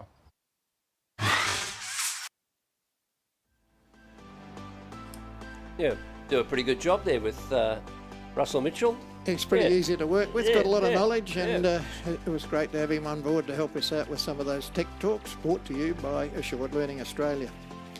Automotive air conditioning training specialist and electric vehicle maintenance and training. Electric vehicle maintenance. Yes, for first responders and all of those other people. They need to be trained on how to disconnect batteries when they're involved in accidents and so on. Yes. Right. So they do a wonderful job, and we thank them for it. And I know they've been on side with Speedway for quite a long time, so yes, indeed. Not last season, but the season before. They helped us out with Rider of the Year with some great prizes, including brand new tyres for riders each week. And they also help me out and provide me with a studio for some filming that I do and recording the 91.3 Sport FM radio show. So yes, they're big contributors to Speedway in one way or another, directly or indirectly, and certainly a good bunch of guys down there know their stuff, and they train most mining companies in Western Australia on the automotive air conditioning and training from agricultural, I understand, as well, and also light duty mechanical training to heavy duty. If someone's got an automotive ticket and they want to go into mining and do heavy duty stuff, you can get an upgrade on your licensing. So very skilled at what they do, and we appreciate their involvement. And there are a lot of people who are involved, and we've mentioned our live streaming tonight and front row screens and the wonderful work that the guys do at the track, but A lot of that's not possible without sponsors either, and I think we might just tip our lids to them for a moment. Yes, indeed.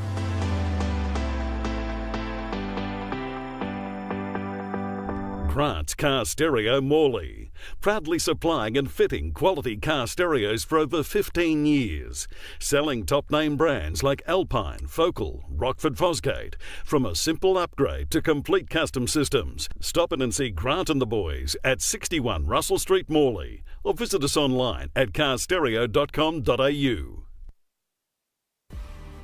Assured Learning Australia are registered training providers offering high-quality training and education courses for the automotive industry. Established in 2016, they have grown to become market leaders in automotive air conditioning and electric vehicle safety service and maintenance courses. Focus on your future. Contact Lyle Barrett at Assured Learning Australia on 0488 038 904. 117 Dundas Road, High Wycombe, WA. Midland High Urban Haulage is a family-owned and operated company. They operate a fleet of prime movers and extendable trailers fitted with remote control cranes capable of moving 20-metre loads up to 22 tonnes. With their vast experience and competitive rates, Midland High Urban Haulage are the team you can trust to move your freight to a 1,000-kilometre radius from Perth. Phone Pete on 0407 294 248 to discuss your needs. RCA Civil Group have gained a sound reputation for providing quality civil projects throughout Western Australia. Their scope of work includes road shoulder construction and stabilisation, drainage, concreting and asphalting, plus bulk and detailed earthworks. RCA Civil Group, Western Australia's leading civil contractor. Contact RCA Civil Group on 1300 1 Civil.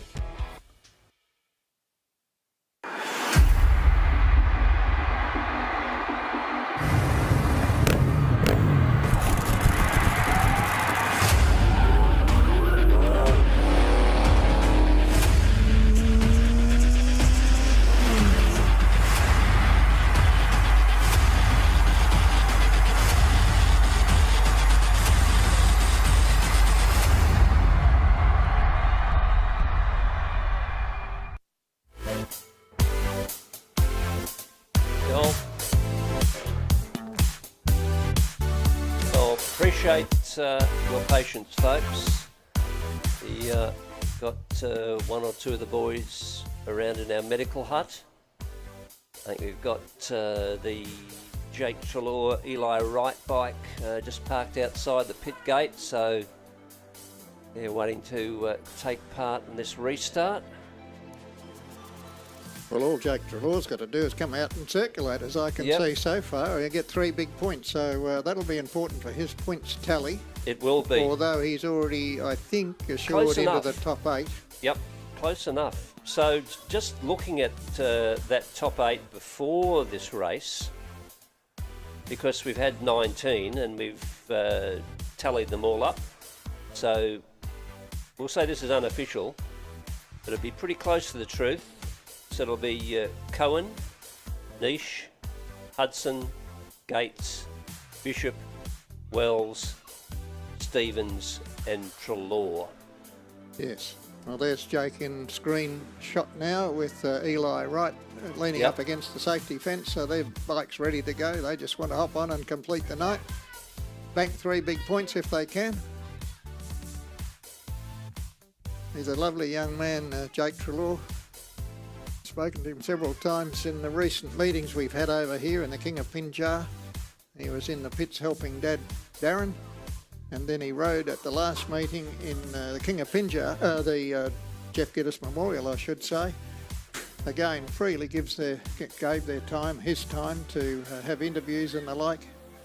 Very professional outfit, and it'd be good to see him qualify and get into the final for tomorrow night.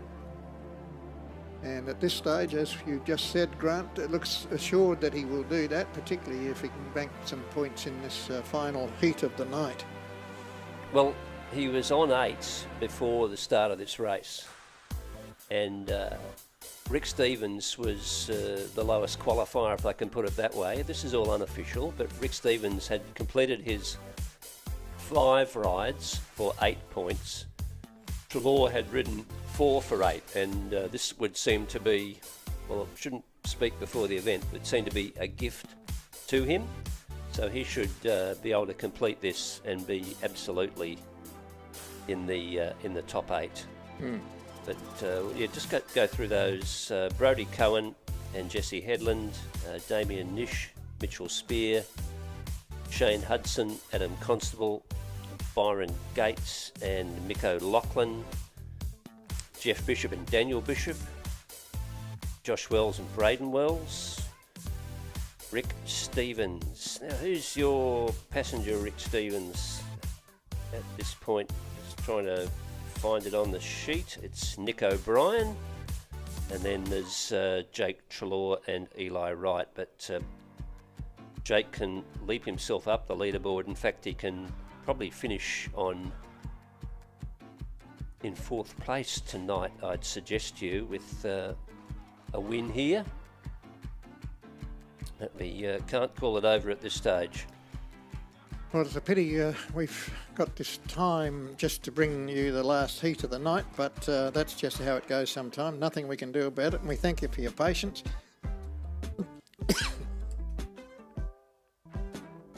Plenty of people to thank for our heats. We've been through a lot of them, but why don't we go through all of those heats again? Well, actually, we'll start with this one, which is brought to us by Nashtec Auto Electrics. They'll be right behind Darren Nash and Ash Shield tomorrow night. Benco, we've mentioned Benco in passing once or twice because they are the major sponsors and supporters of this Australian Sidecar Championship. As the coffee machine, they're on board as well, making your espresso dreams a reality. And there's also the Freak Show. I don't know about the Freak Show, but they've been sponsors and supporters of some of our heat racing. GTS Steel Fabrications, Tamworth Motorcycle Club, Shieldsy, thank you very much Tony, Shieldsy Engineering, Classic Hire, Farrell Transport out of Newcastle, S&M Freight, Graham Veazey Photography, Fuster Transport Services, Gawler Motorcycle, they're a South Australian show. Yep, absolutely. Johnny Gall Photography, nice to see you here tonight, John. Road and Race Motorsports, Mills Drainage, Boney's Mini Excavators, and Rob and Lou Wilson. So thank you to all of those individuals and businesses that have helped put Night 1 together, Graham, along with all the other sponsors and supporters we have on the start line, on front row screens, and all of our supporters. We mentioned especially the Department of Local Government, Sport and Cultural Industries, who help make smoking history through Healthways, and also want to acknowledge the marvellous support of Lotteries West, RCA Civil Group, and what a power of work they've done to put this track together, not just tonight, but over a couple of seasons here at Pinjar. And then we have the support that we've come to really know and appreciate from Pinjar Park, Motorcycle Speedway itself, members of the club, and Motorcycling Australia, who are the major backing body, if you like. Right, let's go and have a look at another Tech Talk. Hopefully we'll keep you entertained while we're waiting for the next race to come underway.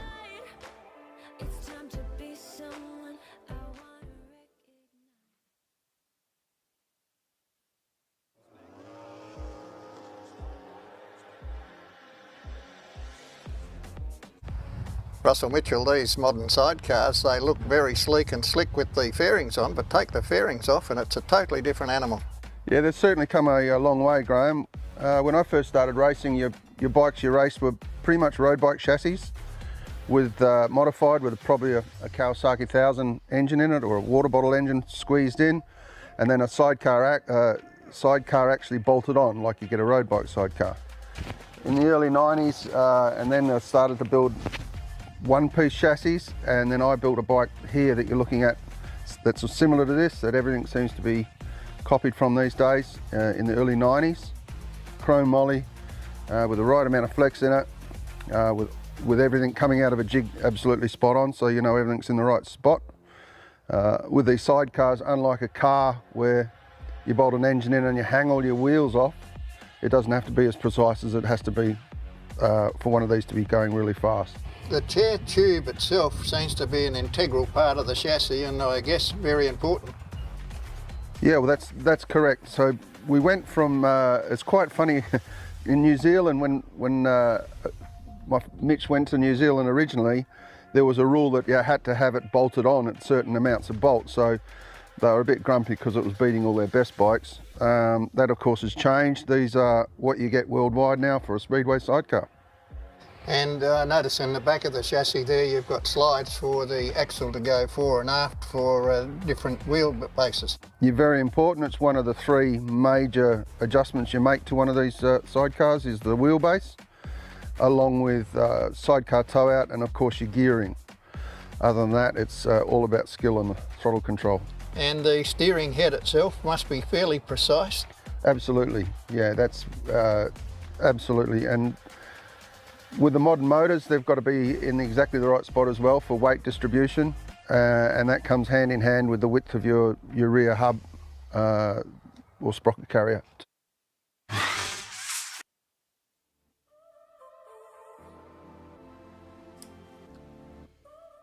Well, there we are for more live stream pictures from Front Row Screens.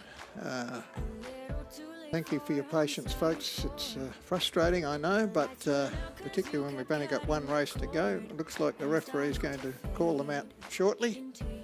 Well, Gate Girls are leaving. We thank them for their valuable assistance this evening. Look forward to your company tomorrow night. Bring your jackets back, bring your beanies, stay warm. So they've done a good job. Marvellous job. One of the issues that we've got for this long delay is that the ambulance has taken those guys into the medical hut for some observation and treatment, and until we can get the ambulance and the medicos back onto the pit area, we can't go racing. That's a regulation that MA, the controlling body, put on speedway circuits altogether. So we're just waiting on that ambulance to return to the pit gate so that we can resume racing. We've got a special treat for you folks. Matty Williams has just walked into the studio, into the PA box here. Matty Williamson, of course, the Front Row Screens director and owner. So good to have a chat with you, Matt. Graham, what a fantastic evening it's been. It's too bad we've got a bit of a downtime now, but I suppose that's the nature of motor racing, isn't it? Oh, not much you can do about this, unfortunately. Maybe you could get away if we had 2 ambulances here, and I understand tomorrow night we will have, so that may short-circuit things a little bit. Well, it's nice. That'll help us. Let's hope we don't have too many of these sorts of incidents, but I suppose we've got to accept that, don't we, folks, that if we want these guys to go nice and fast and make it an exciting evening, we take the risk, or they take the risk more like, that they're going to have an incident. But I suppose all we can do is support them, and it's really good entertaining when they're not upside down. Absolutely. Matt, you've been entertaining us with some wonderful pictures and footage tonight.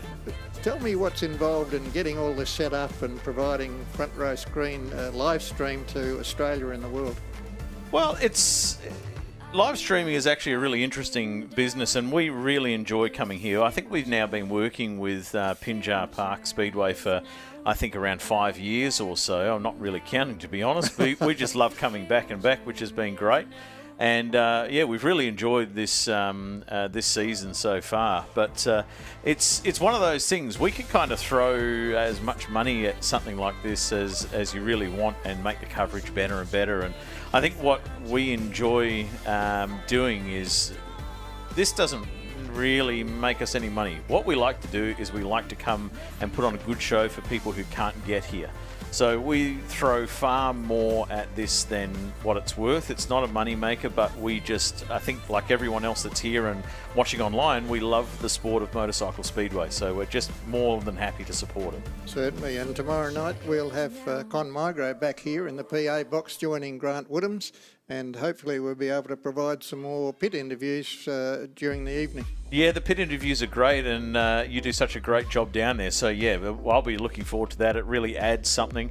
It's great also to have some of your own pre-production work during the week for those tech talks. It's really nice to see. I mean, whilst I am a Speedway supporter, I really don't know very much about the machines and what's inside them, and I'm a bit of an engineer, so it is very interesting to me, and I appreciate you doing those. Well, Russell Mitchell helped me out there. As you can see, 7 times Australian title holder. When you take into account his best pairs, his single title, the grass track titles he's got, 7 times Western Australian champion. So he knows what he's talking about when you talk technical issues on sidecars. Yeah. Well, I mean, Graham, I'd love to do some more cool stuff. You know, tomorrow I've got a few tricks up my sleeve, and I'm hoping that we get to pull them out. I won't reveal what they are. For 2 reasons, so that it's exciting, and the second one is in case we don't do it, but it'll take some sort of an error of epic proportions to stop us. So hopefully I've got some cool things to show you folks at home and at the racetrack as well. We've got a lovely Transformatron, we call that over there, the big semi-trailer screen. That's the biggest one in WA actually, 46 square metres. So we love having it down here and putting on a show for everyone locally. Well, it's a costly exercise to bring it here, and I'm very grateful that you do have it here. It adds the next level to the front row screens production. And of course, those people up and down the East Coast, they'll be hanging on every word tomorrow with the Australian Championship, because they can't get here, obviously, and they'll want to watch all the action that you provide for them. Well, you say it's a costly exercise, but in fact, something I like doing when we come here, because we do provide it for a very good cost for the track, is I like to make the transport their problem. And making the transport their problem means they make it Graham's problem. And Graham Fuster, and you would have heard him mention Fuster Transport with Graham Fuster. He has supported the track here and graciously transported that semi-trailer here. So he does. In fact, I get Graham to do all the transport of that unit, and they're fantastic guys. I really recommend them. So yeah, folks at home or here at the racetrack, if you have transport needs, you've got a semi-trailer screen like mine that you need shifted around, make sure you look up Fuster Transport and get them to give you a hand. Yes, wonderful supporters of Speedway, and of course Graham and Kelly, his wife, mother of Jack Fuster. So yeah. And of course the Fusters have been twice Australian Junior champions, so they've been around Speedway for a long time. It's a big name that we've seen and heard a lot of, even in my time here. Well, we're still waiting desperately for a decision to be made and the ambulance to return to the pit gate.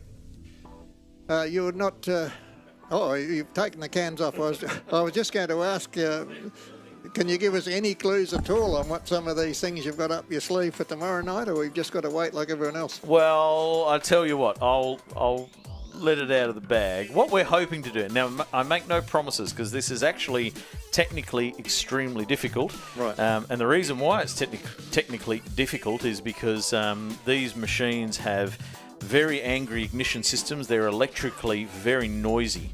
So it can cause problems with RF, but we are going to make an attempt at strapping a live camera on one of the bikes and getting some live vision off that as well. So we hope that whilst we may not use that in a live race, and there's a lot of, what shall I call them, armchair directors at home, all you armchair directors at home bashing the keyboard, telling us that you want to see this and you want to see that. We do take notice, and we appreciate your comments. Understand that it's actually really difficult to direct something like this and push the right buttons, because different people want to see different things. There's only one stream and it's for everybody, so some people want a tight shot, some people want a wide shot. We do care, and we are trying our best to give everybody what they want. So, you know, we probably won't cut them in live if they do work, but we would be very pleased if they do, and then we'll replay them straight after the races. It'll be fantastic filler to see what's happening, you know, how difficult is it to steer one of these things, because I tell you what, I'm not keen to get on and give it a try. And Matt, I mean, this is not a television studio where you can direct things. This is unknown, the whole show, isn't it? So you've got to be on the ball in the production studio you've got here, the outside broadcast. You do. And here I am. This is why. You've just got to run with it, don't you? This is why. That's why I'm here talking to you, because we've got a really big downtime we're trying to fill, and I'm trying to be entertaining. What is more entertaining than being Graham and anyone else here is the fact that the 2-minute warning siren has just gone off, and there will be bikes on track shortly. So I think I'll leave you with it and enjoy the rest of the evening, what there is left. Thanks, Matt. Appreciate you coming in and having a chat with us. Best wishes for tomorrow night's coverage of Pinjar Park Motorcycle Speedway's 2023 Australian Sidecar Championship. Matt Williams and Front Row Screens do a wonderful job, don't they, Grant? Well, we were talking about it's not an easy job, and there's a lot of components, a lot of different things you've got to make work, and they've got to all come together. So Matt says he's an engineer. I believe him, because it's a lot of work. I mean, it's a tremendous amount, hours and hours of setup to get it happening. I take my hat off to him. Well done, Matt. Thank you for that. And some of the comments I've seen on Facebook and so on, a lot of people suggest that Front Row Screens live coverage is as good as and better than most in Australia. So that's quite an accolade for Matt Williams and Front Row Screens, isn't it? It is truly an accolade, but a well-deserved one. So we've got 2 teams out there. Well, thanks for your patience, Shane Rudloff has made it out there. That is tremendous. I didn't think he was going to make it, but he has done so. This is a rerun. So we've got Jake Trelaw and Eli Wright in the blue, and Shane Rudloff and Scott Morris are out there after that incident which we saw. So well done, boys. I think they might have borrowed a bike. Let's say they borrowed a bike for this one. And Shane Hudson is an automatic exclusion for running on the road. Here we go. So Trelaw away in the lead. So Rudloff, is he just going to run around in second? What's his points tally? So chase pretty hard, but I reckon they'd both be pretty sore. Shane Rudloff and his passenger, who is Scott Morris. As we reach the halfway stage, Jake Trelaw in command at this point. So Rudloff making any ground on him, but he's going to pick up 2 points, go to 8 if he can finish this one. And then we'll need to check our points, because you might actually have a tie. Whether that will necessitate a run-off, I don't know. But here's Jake Trelaw making his way to the finish line and victory. Be pretty happy about that. Unofficially, 67.79, 67.79. Well, you've got to be pretty brave to jump onto these things in the first place, but if you've turned the thing over and you've been in a little excursion in an ambulance, it's even tougher, isn't it? So Rudloff and Morris, well, they're going to pick up 2 points there and end up on 8. Trelaw and Wright, they're going to pick up 3 points and end up on 11.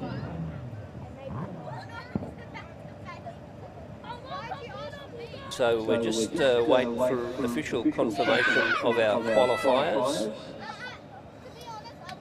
Now there will be a tie back there on 8 points with Rudloff and Stevens. And apart from Rudloff and Stevens, the ones that we see through are Cohen, Niche, Hudson, Gates, Bishop, Wells and Trelaw. So that's it for the night's racing, folks. If you want to stay with us for a few more minutes, you're more than welcome. And we bring you the official top 8.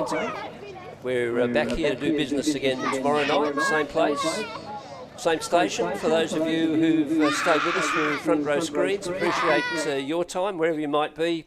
Whether you're on the East Coast, whether you're here in Western Australia, whether you might be in other parts of the world, we've enjoyed calling the races and bringing it to you. We'll do the same thing again tomorrow night, but we'll just hang about a little bit to get those official points And don't then forget, bring it to you. Grant, tomorrow night, of course, we've got finals after the 20 heats. Yes. So the idea would be to get into the top 8 again, to get into either the B final. Top 7. And then, top 7.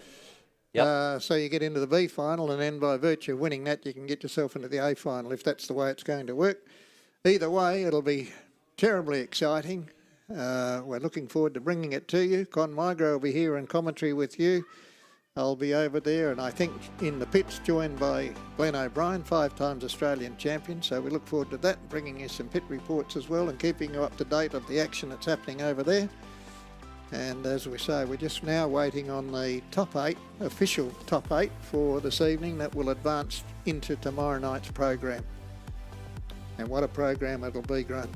So, in my estimation, Shane Rudloff and Scott Morris from South Australia have ended up on 8, along with Rick Stevens and Nick O'Brien, also from South Australia. So possibly we'll have to go back to the race that they would have contested against each other. But Angus next door, our referee, he might be a long way ahead of us in that determination. I'll just go next door, Yep. Grant, and see if I can get an official official list for us. Yep. Just give me 2 seconds. Yes, 2 seconds is yours.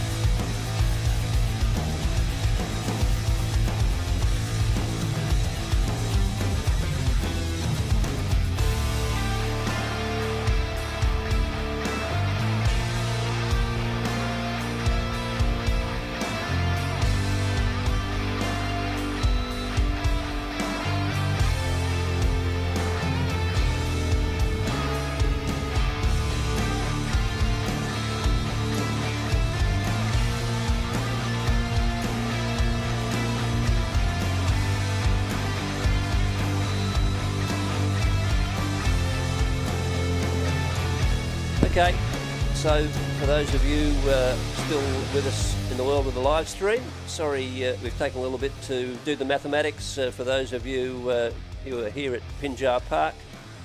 Brodie Cohen is qualifier 1, Damien Niche qualifier 2, qualifier 3. Where did that go? Qualifier 3 will be Shane Hudson on 12. Qualifier 4 will be Jake Trelaw on 11. Qualifier 5 will be Byron Gates. Byron Gates on 10, I believe. Qualifier, where are we up to after Byron? Qualifier 6, Josh Wells, who is on 9. Qualifier 7 will be Jeff Bishop on 9, and qualifier lucky last and 8 will be Shane Rudloff, and he's on 8 points. Ladies and gentlemen, thank you for your company wherever you might be. On behalf of the commentary team, Graham Sinden, Grant Woodhams signing off. Good night. May your Speedway gods go with you.